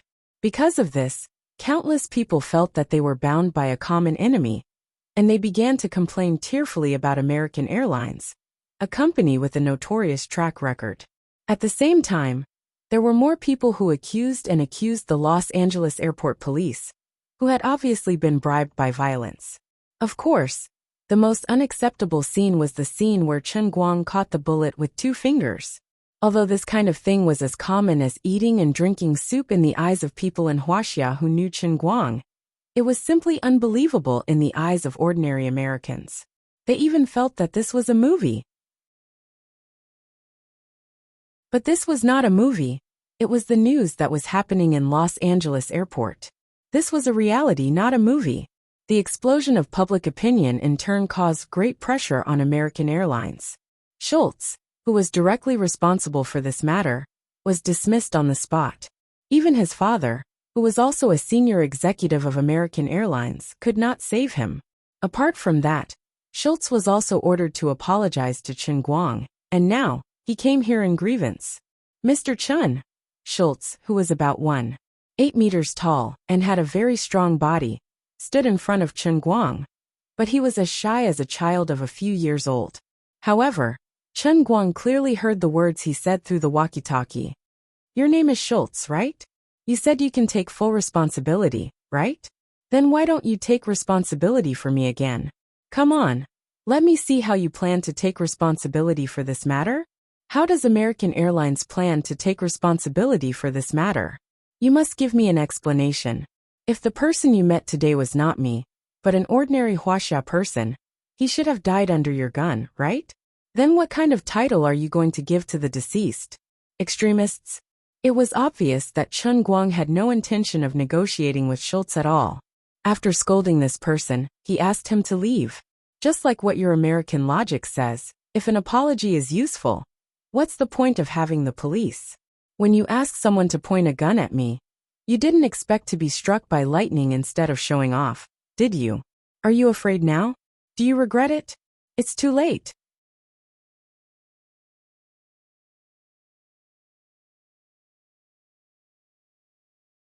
Chapter 1133. After a while, the crew of MZ-878 came, but at the sight of Chen Guang's gloomy face, they didn't dare to say anything and ran away. Nelson, Pierce, and Jack, the culprits, didn't dare to leave the plane. Instead, they waited in the aisle of the cabin, waiting for their punishment. I think it's enough. Now that the scandal has been exposed, they must have learned their lesson. How about we change planes and go back to China? Said Tang Ying, browsing the news on her mobile phone. She didn't sympathize with these people, but felt that it was enough. The earlier they left, the earlier they could go back to China. After all, there was such an important meeting tomorrow. Chen Guang was also playing with his mobile phone. From time to time, he looked up at Nelson and the others in the distance. Then he shook his head and said, "Don't worry. It's still early. Do you think we're done? Believe me, the airline is more shameless than we think." After waiting for about half an hour, Mr. Donder, the representative of Baker and Associates in Los Angeles, a well-known lawyer who was on par with Pizarro and was known as one of the top 10 lawyers in U.S. aviation cases, came with 2 assistants and a briefcase under his armpit. As the largest law firm in the United States, it had the most professional lawyers in all aspects. The nearly $2 million that Chen Guang had paid to Baker and Associates had been transferred by Pizarro into the annual legal consulting fee for Baker and Associates. On the surface, it seemed that Pizarro had done Chen Guang a favor. Obviously, he had only paid for the lawsuit against Prince, but he had become an employee of Baker and Associates. But that was not necessarily the case. Next year, if Chen Guang still wanted to enjoy the legal services provided by Baker and Associates, he would have to continue to pay the fees. He would sacrifice his short-term interests, but he could get long-term benefits from Chen Guang. Pizarro, the lawyer, had a considerable degree of autonomy. He believed that he was a good judge of character and knew Chen Guang's character. For these new tycoons, in the words of the Huaxia people, they were loyal. If the partner was loyal to him and satisfied him, then he would not easily change the partner out of vulgar considerations of benefits. Now that the Tianguang group represented by Chen Guang was growing stronger by the day, coupled with his recent involvement in the field of photocatalysis, Chen Guang himself was a rising star that couldn't be ignored in the world. If they could reach a long-term partnership with him on a global scale, the business benefits it represented would be unimaginably huge. Donder raised his proud head and walked to Chen Guang under the desperate eyes of Nelson and the others. He then took out a tablet from his bag and opened a document in front of Chen Guang, saying, "Mr. Chen, this is the lawyer's letter that we've just prepared. Please have a look." Chen Guang glanced around and was very satisfied with the professionalism of the Baker law firm. In this brief lawyer's letter, American Airlines' bad attitude and illegal practices in this overselling incident were concisely and comprehensively explained in detail. The letter started from the authenticity of the overbooking to the reasonableness of forcing the passengers who had already boarded the plane to get off, and then to the so-called random drawing, which turned out to be 4 Chinese people. There might even be some under-the-table operation. The Baker law firm believed that American Airlines' behavior was suspected of racial discrimination. Moreover, after being opposed and boycotted by the passengers, the coercive measures taken by American Airlines and the Los Angeles Airport Police were also very problematic.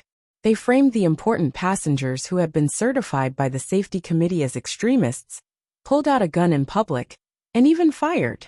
No matter what they had fired, now the bullet was still in the hands of the victim, Chen Guang. The evidence was conclusive and irrefutable.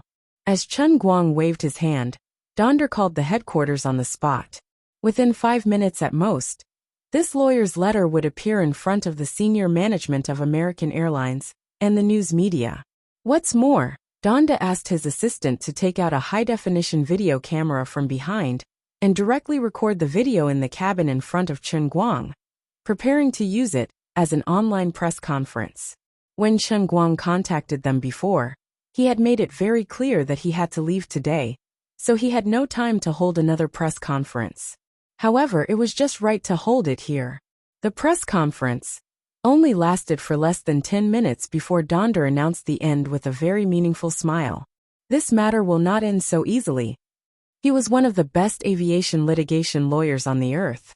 This time, American Airlines and the Los Angeles Airport Police were completely unable to stand on their feet, so he could win the case without lying on the ground. According to the contract signed between the firm and Chen Guang, this kind of lawsuit was like lying on the ground and getting money. How could he not be happy? Nielsen and the others, who had been watching the scene in a daze, almost wanted to die. This time, they had really kicked an iron plate, and it was a very hard iron plate. He was just like an iron hedgehog. As soon as the video of the press conference was sent out, the CEO of American Airlines finally called Chen Guang. Mr. Chen, I've got the details. I apologize to you on behalf of American Airlines, and I'm willing to pay you a lot of compensation. Let's call it a day. What do you think? The CEO's attitude was quite sincere. Chen Guang grinned. You don't have to apologize to me personally, because I don't intend to forgive you at all. There was a moment of silence on the other side of the phone. Obviously, the CEO didn't expect that Chen Guang would be so tough, even though he was so sincere. So what do you want, Mr. Chen? Chen Guang thought for a moment and said, You don't have to apologize to me alone. You should apologize to all the Chinese people who are being discriminated against by your company, or have been discriminated against in the past. You should also publicly promise that this kind of thing will never happen again. Of course, Meizhong Airlines will have to pay the compensation. Mr. Chen, I admit that you have made great contributions to the aviation industry. But don't you think you are asking too much? Don't you think you are being too aggressive? We will never apologize to any Chinese people for the overbooking incident. The interests of the employees in the aviation industry are above everything else. They put in a lot of hard work and should be respected. So you can take other people's seats at will? I don't care whether the employees or the customers are more important in your company's creed. What I care about most is that the so-called random selection results are all Chinese people. Besides, don't fool me with the ridiculous excuse of overbooking. I'm tired of hearing similar excuses today. You can only fool fools. You are discriminating against Chinese people. And this is the real reason why I don't accept your apology. Because you are completely wrong. Even now, you still don't realize where the real problem lies. Goodbye. After that, Chen Guang didn't give the CEO a chance to talk nonsense and immediately hung up the phone. Donder the lawyer gave Chen Guang a thumbs up. Well done, Mr. Chen. Your answer is great. It gives us the upper hand in the next lawsuit. Chen Guang shrugged. I didn't think about my answer carefully. It was just my most sincere thought. On the other side, in the office of American Airlines, the CEO was furious. On one hand, he accused the Schultz father and son of making trouble out of nothing and provoking people who shouldn't be provoked. On the other hand, he was angry because of Chen Guang's tough attitude. At the same time, many leading companies in the Aviation Industry Association called. Obviously, the video of the online press conference had been published on the internet. Everyone could see that Chen Guang planned to make a big deal out of this matter. Other companies couldn't help but sympathize with American Airlines, but they also felt that they deserved it. In the American aviation industry, employees of all companies had high status, but American Airlines was the most arrogant and unscrupulous. Their peers had already warned Mei Zhonghong, hoping that they would restrain themselves a little. However, Mei Zhonghong didn't take it seriously and continued to do as he pleased. He was even proud of it, so they could only say that they deserved it. Damn it! This is too much. The CEO hung up the sympathy phone call from others in the industry and turned around to see the public lawyer's letter and video press conference from Baker Law Firm on the internet. I won't give in so easily. 20 minutes later, he gave a public speech in the conference room of his company's headquarters. There weren't many media present, but for such a large company, it wasn't difficult to find some news mouthpieces.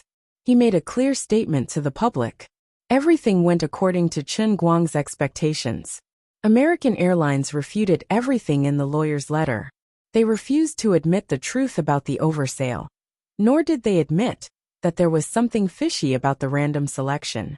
They only insisted that it was a small probability event, and it was just a coincidence. As for whether or not the law enforcement process was excessive, American Airlines didn't quibble because of the irrefutable witness and material evidence. They frankly admitted their mistake and expressed their willingness to publicly apologize and compensate to Chen Guang. But they firmly denied that there was any problem of illegal operation and discrimination in the whole incident.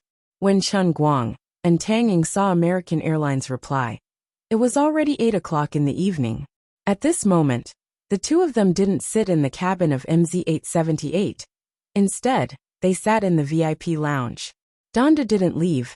Instead, he stayed in this room with more assistants. They used this place as a temporary office. See, I knew it would be like this. Tang Ying couldn't help feeling a headache. This will become a protracted lawsuit. Even if you have the help of Baker Law Firm, it will definitely take a long time to collect evidence and argue in court. Discrimination is a very bad phenomenon. They won't admit it even if you beat them to death. Chen Guang smiled mysteriously. No, it's not troublesome at all. I can handle it today. Tang Ying was puzzled. Why? Chen Guang craned his neck and looked at the direction of the door in the distance. The two culprits, Nelson and Pierce, were still waiting awkwardly with Schultz. American Airlines wouldn't give up trying to reach an understanding with Chen Guang through these three people until the last moment. As for Jack and his colleagues, they were temporarily relieved of their duties and detained. What awaited them was another lawsuit. They were suspected of several crimes such as duty-related crimes. Really, it's not troublesome at all. Chen Guang stood up. At the same time, he turned around and greeted Donder. Mr. Donder, please take your assistant and equipment. We're going to talk to Schultz, the head of American Airlines in Los Angeles.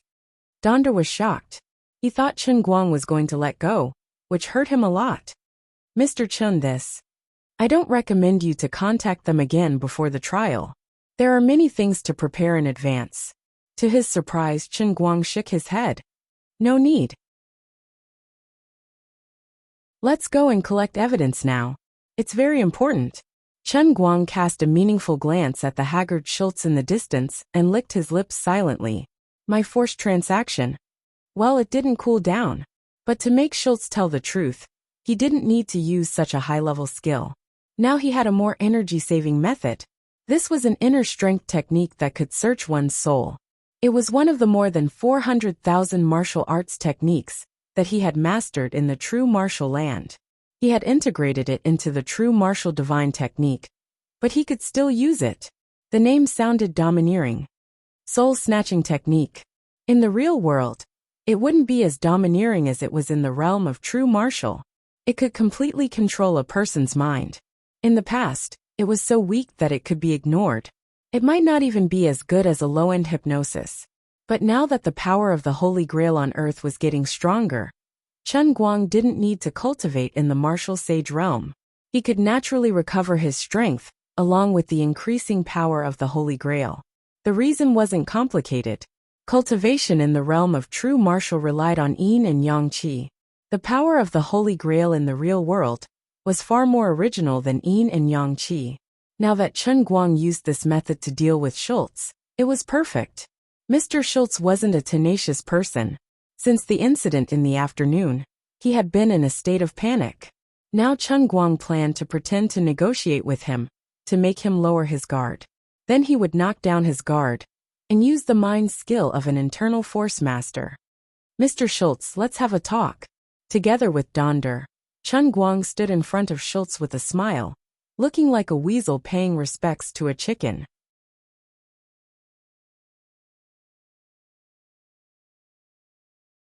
Chapter 1134. Schultz didn't know that Chen Guang was up to no good. Instead, he was overjoyed. He felt that God had opened his eyes. Of course, he knew about the response from the headquarters. This was good news for him. Even though he had been fired, as long as he could get rid of the racial discrimination charge, it wouldn't affect his future. As for the truth about the overselling incident, that wasn't important. This was a well-known secret in the airline industry. American Airlines had been attacked more than once because of this incident, but it didn't cause much of a stir. In fact, in Schultz's eyes, Officer Jack's Glock misfiring wasn't a big deal. Even though everyone knew that Jack must have had my support if he dared to pull out his gun, I didn't tell him to shoot over the phone. I can also check the phone records. Also, his Glock did misfire. He didn't intentionally shoot. In the United States, it was common for police officers to point their guns at suspects, or even passers-by. However, this time, they happened to run into a celebrity, which made the situation more complicated. As long as they didn't admit to racial discrimination, everything could be controlled.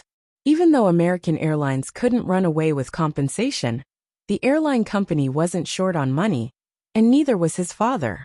Even though Chen Guang was asking for a lot of money, he could still afford it. He had Baker Law Firm, and American Airlines also had a large law firm that they had long-term cooperation with. As long as they didn't care about racial discrimination, the impact on the company was still acceptable. Of course, no matter how good the situation was, they could negotiate with Chen Guang in private to withdraw the lawyer's letter and withdraw the lawsuit. Then, with American Airlines' control over public opinion, it wouldn't take long for the impact of this incident to fade away, just like how they dealt with many negative news stories in the past. American Airlines was the most professional in the world when it came to public relations. Don't think that this matter will end just like that. I'll let you be proud for a while. Schultz looked at Chen Guang's smiling face and thought to himself. His mind was constantly thinking, it's all because you're a celebrity, but you used the privilege given to you by the Global Airlines Association to hide your identity and face, which led to this misunderstanding. How dare you try to force the entire airline to apologize to the Chinese? In your dreams. After this incident is over, American Airlines will make you pay sooner or later. Really? Mr. Chen, it's great that you're willing to talk. I'm really sorry about what happened before. Regardless of what he was thinking, Schultz's apologetic expression was perfect. With his acting skills, how could he hide it from Chen Guang? However, Chen Guang would not expose him on the spot. He also had a smile on his face. That's right. Let's find a quiet place to talk. Okay, then do I need to call the others? For example, our company's lawyer? No need, no need. I'll call Donder. We don't need to talk too clearly. We just need to reach an agreement on some important points. Schultz thought to himself that Chen Guang's arrangement was right. What they were about to do next would be insider trading. And there was no need to let too many people know about it for the time being. Nielsen felt something was wrong. From Chen Guang's previous attitude, he had not sensed any sign of possible peace talks. But why did he suddenly change his mind? Mr. Schultz, how about Pierce and I accompany you? Nelson said tentatively. F***ck off. You two get away from us. It's all your fault that we had such a big misunderstanding with Mr. Chen. If they could settle Chen Guang privately, it would be a great contribution to the company. How could Schultz share the credit with others? Nielsen and Pierce were not stupid. Of course, they knew that Schultz wanted to leave the good deed to them. Even an idiot would know that if they didn't catch up now, Schultz would definitely use his father, who was a senior executive in the company, to play tricks and push all the blame onto them. No, Mr. Schultz, we're also involved in this incident. We also want to apologize to Mr. Chen. Nielsen decisively followed Schultz. Rolling his eyes, Chen Guang stopped Schultz from flipping out and said, All right, the two of you can come as well. With more people from Meizhong Airlines involved, the footage would be more convincing. About 10 minutes later, Nielsen and Pierce were scared out of their wits. They stared blankly at Schultz, who was telling them all kinds of things with a serious face. There was only one thought in their minds. It's over, it's all over this time. Oversold? Come on, How could it be oversold? That's just an excuse we use to fool fools. Only fools will believe it. The entire North American airline industry knows that this is the conventional rule. Real oversold passengers can't even get on the plane. This time, it's just 4 American Airlines employees who decided to travel to Dachuan province of China. They seem to be planning to go to Zhezhegu in China. Yes, Zhezhegu, Schultz said with delight under the dumbfounded gazes of the other two. But this was not the end. He changed the subject again. This is not a very strange phenomenon in the entire airline industry. Our employees should be so noble, especially compared with the Chinese, who are like bugs. Of course we are nobler. Also, it's not a ridiculous random draw at all. What if we get a white man? What if we get a big shot? We usually call the name directly. If there's a Chinese, we pick a Chinese. If there's no Chinese, we pick another Asian. If there's no Chinese, we can only pick a black person who bought the special ticket. If you don't save the ridiculous ticket money and pay more money, of course, you can enjoy high-end service. All those paupers who bought the special price tickets should all get the hell out of our plane. Poor people don't deserve to enjoy the service of American Airlines. They are social parasites who devour our profits. Nielsen and Pierce thought that the head of the Los Angeles company might be crazy, especially Pierce, who wanted to tear this guy apart. They really wanted to jump up and stop his madness. If it weren't for Chen Guang sitting opposite them, staring at them maliciously, they would have done so. His fingers could pinch a bullet with his bare hands. And now the shriveled and deformed bullet was held in his fingers like a toy. No one wanted to experience the feeling of being poked by these 2 fingers. Mr. Schultz, isn't there a little problem with what you said? The brave black man Pierce interrupted him a little. He couldn't stand it anymore. But it was useless. If they didn't tie Schultz up, no one could stop him from using his eloquence. Is there any problem with what I said? No problem. I swear on my honor, on everything I've seen and heard in the years I've worked for American Airlines, and on my father's name, I swear that every word I've said is true. If there's any falsehood in my words, God will not forgive me. Pierce regretted it. How stupid was I to try to dissuade him? Now, not only did I dissuade him, but I also made him even more excited. This guy must have been possessed by Satan. Forget it, I'll just kill him. Chen Guang silently turned his face and looked at him, as if he was looking at a dead fish. Be quiet, young man Pierce. The brawny black man Pierce gave up decisively.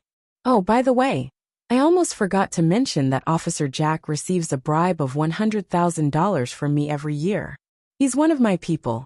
When necessary, he will provide enough power for American Airlines. When I authorized him, it actually meant that I allowed him to shoot and kill the Huaxia people. It's not strange. I've done this before. Killing some inferior human beings can help improve the quality of human beings. Nielsen and Pierce, the 2 junior staff members, were really crazy this time. On the other side, Chen Guang's soul-stealing finally lost its effect. Schultz's spiritual power was greatly impacted, and his eyes began to lose focus. Chen Guang knew that he was going to fall, so he hurriedly made a gesture to Donder and his assistant. The quick-witted assistant understood and turned off the recording device.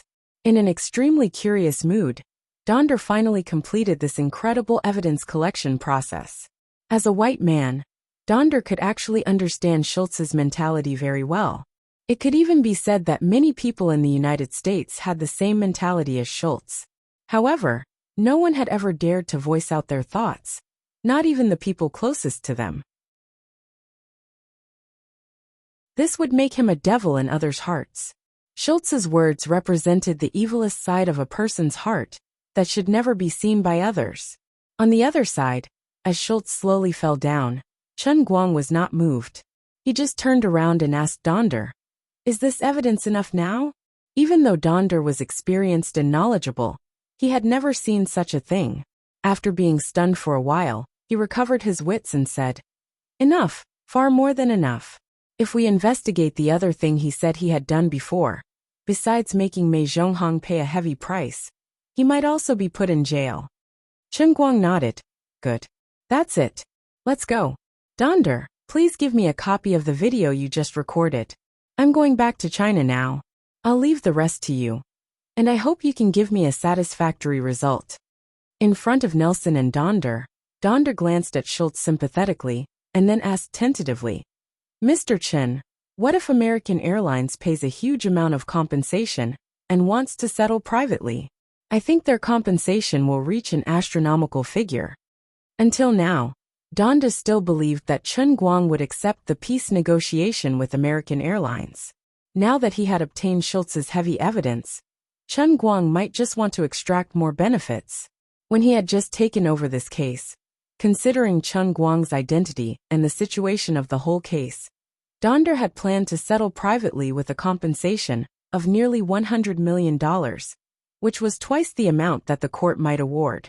But now, after obtaining this video, he could directly propose a huge compensation of $150 million in the court and had a high probability of winning. Even if it couldn't reach this astronomical figure, it would definitely not be less than $100 million. Especially in Los Angeles, where there were Kobe Bryant, Kareem Abdul-Jabbar, and O'Neal. There were many black judges. The Chinese gangs in Los Angeles also had great influence. Schultz's words had almost made him half a step into hell. Then, the amount of the private settlement, which would hurt the Schultz family and American Airlines to the bone, would be as high as $300 million. In this world, no one could refuse this figure. Chen Guang first glanced at Nelson and Pierce, but didn't rush to answer. Donder thought that Chen Guang didn't want to talk in front of the people of American Airlines.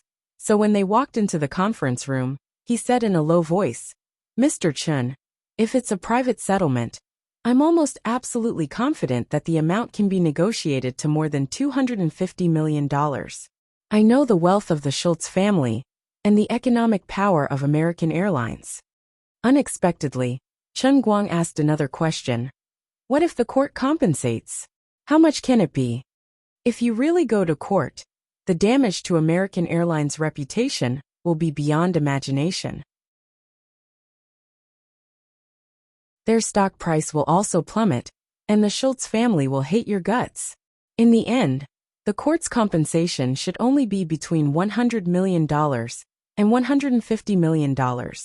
If you don't settle, go to court." Chen Guang said straightforwardly. "Okay." Lawyer Donder responded subconsciously, and then suddenly reacted. "What? No settlement?" Chen Guang nodded. "Yes, no settlement, go to court." "But the compensation will be..." Chen Guang waved his hand. "Who doesn't love money? But the difference of more than $100 million is nothing to me, compared to changing the world because of this incident, so that the Chinese can be treated more fairly. I'm willing to give up a single cent. Lawyer Donder, I have a belief in my heart, and this is the real reason why I invited you." "What?" "I want the racists to pay the real price. The more painful, the better. I want people of all colors to be treated fairly. I want all the unfairness in the world to be fair. I want the rich to be merciful. I want the poor to be able to live with dignity. This is the fundamental reason why I want to make it big this time." Donder was silent. As a lawyer, he had dealt with the law too many times, and had also done a lot of things to confuse black and white. He worked for whoever paid him and hired him, but this didn't prevent him from appreciating Chen Guang's idea. What a great person! No wonder this newly minted tycoon could achieve such unprecedented success in countless fields.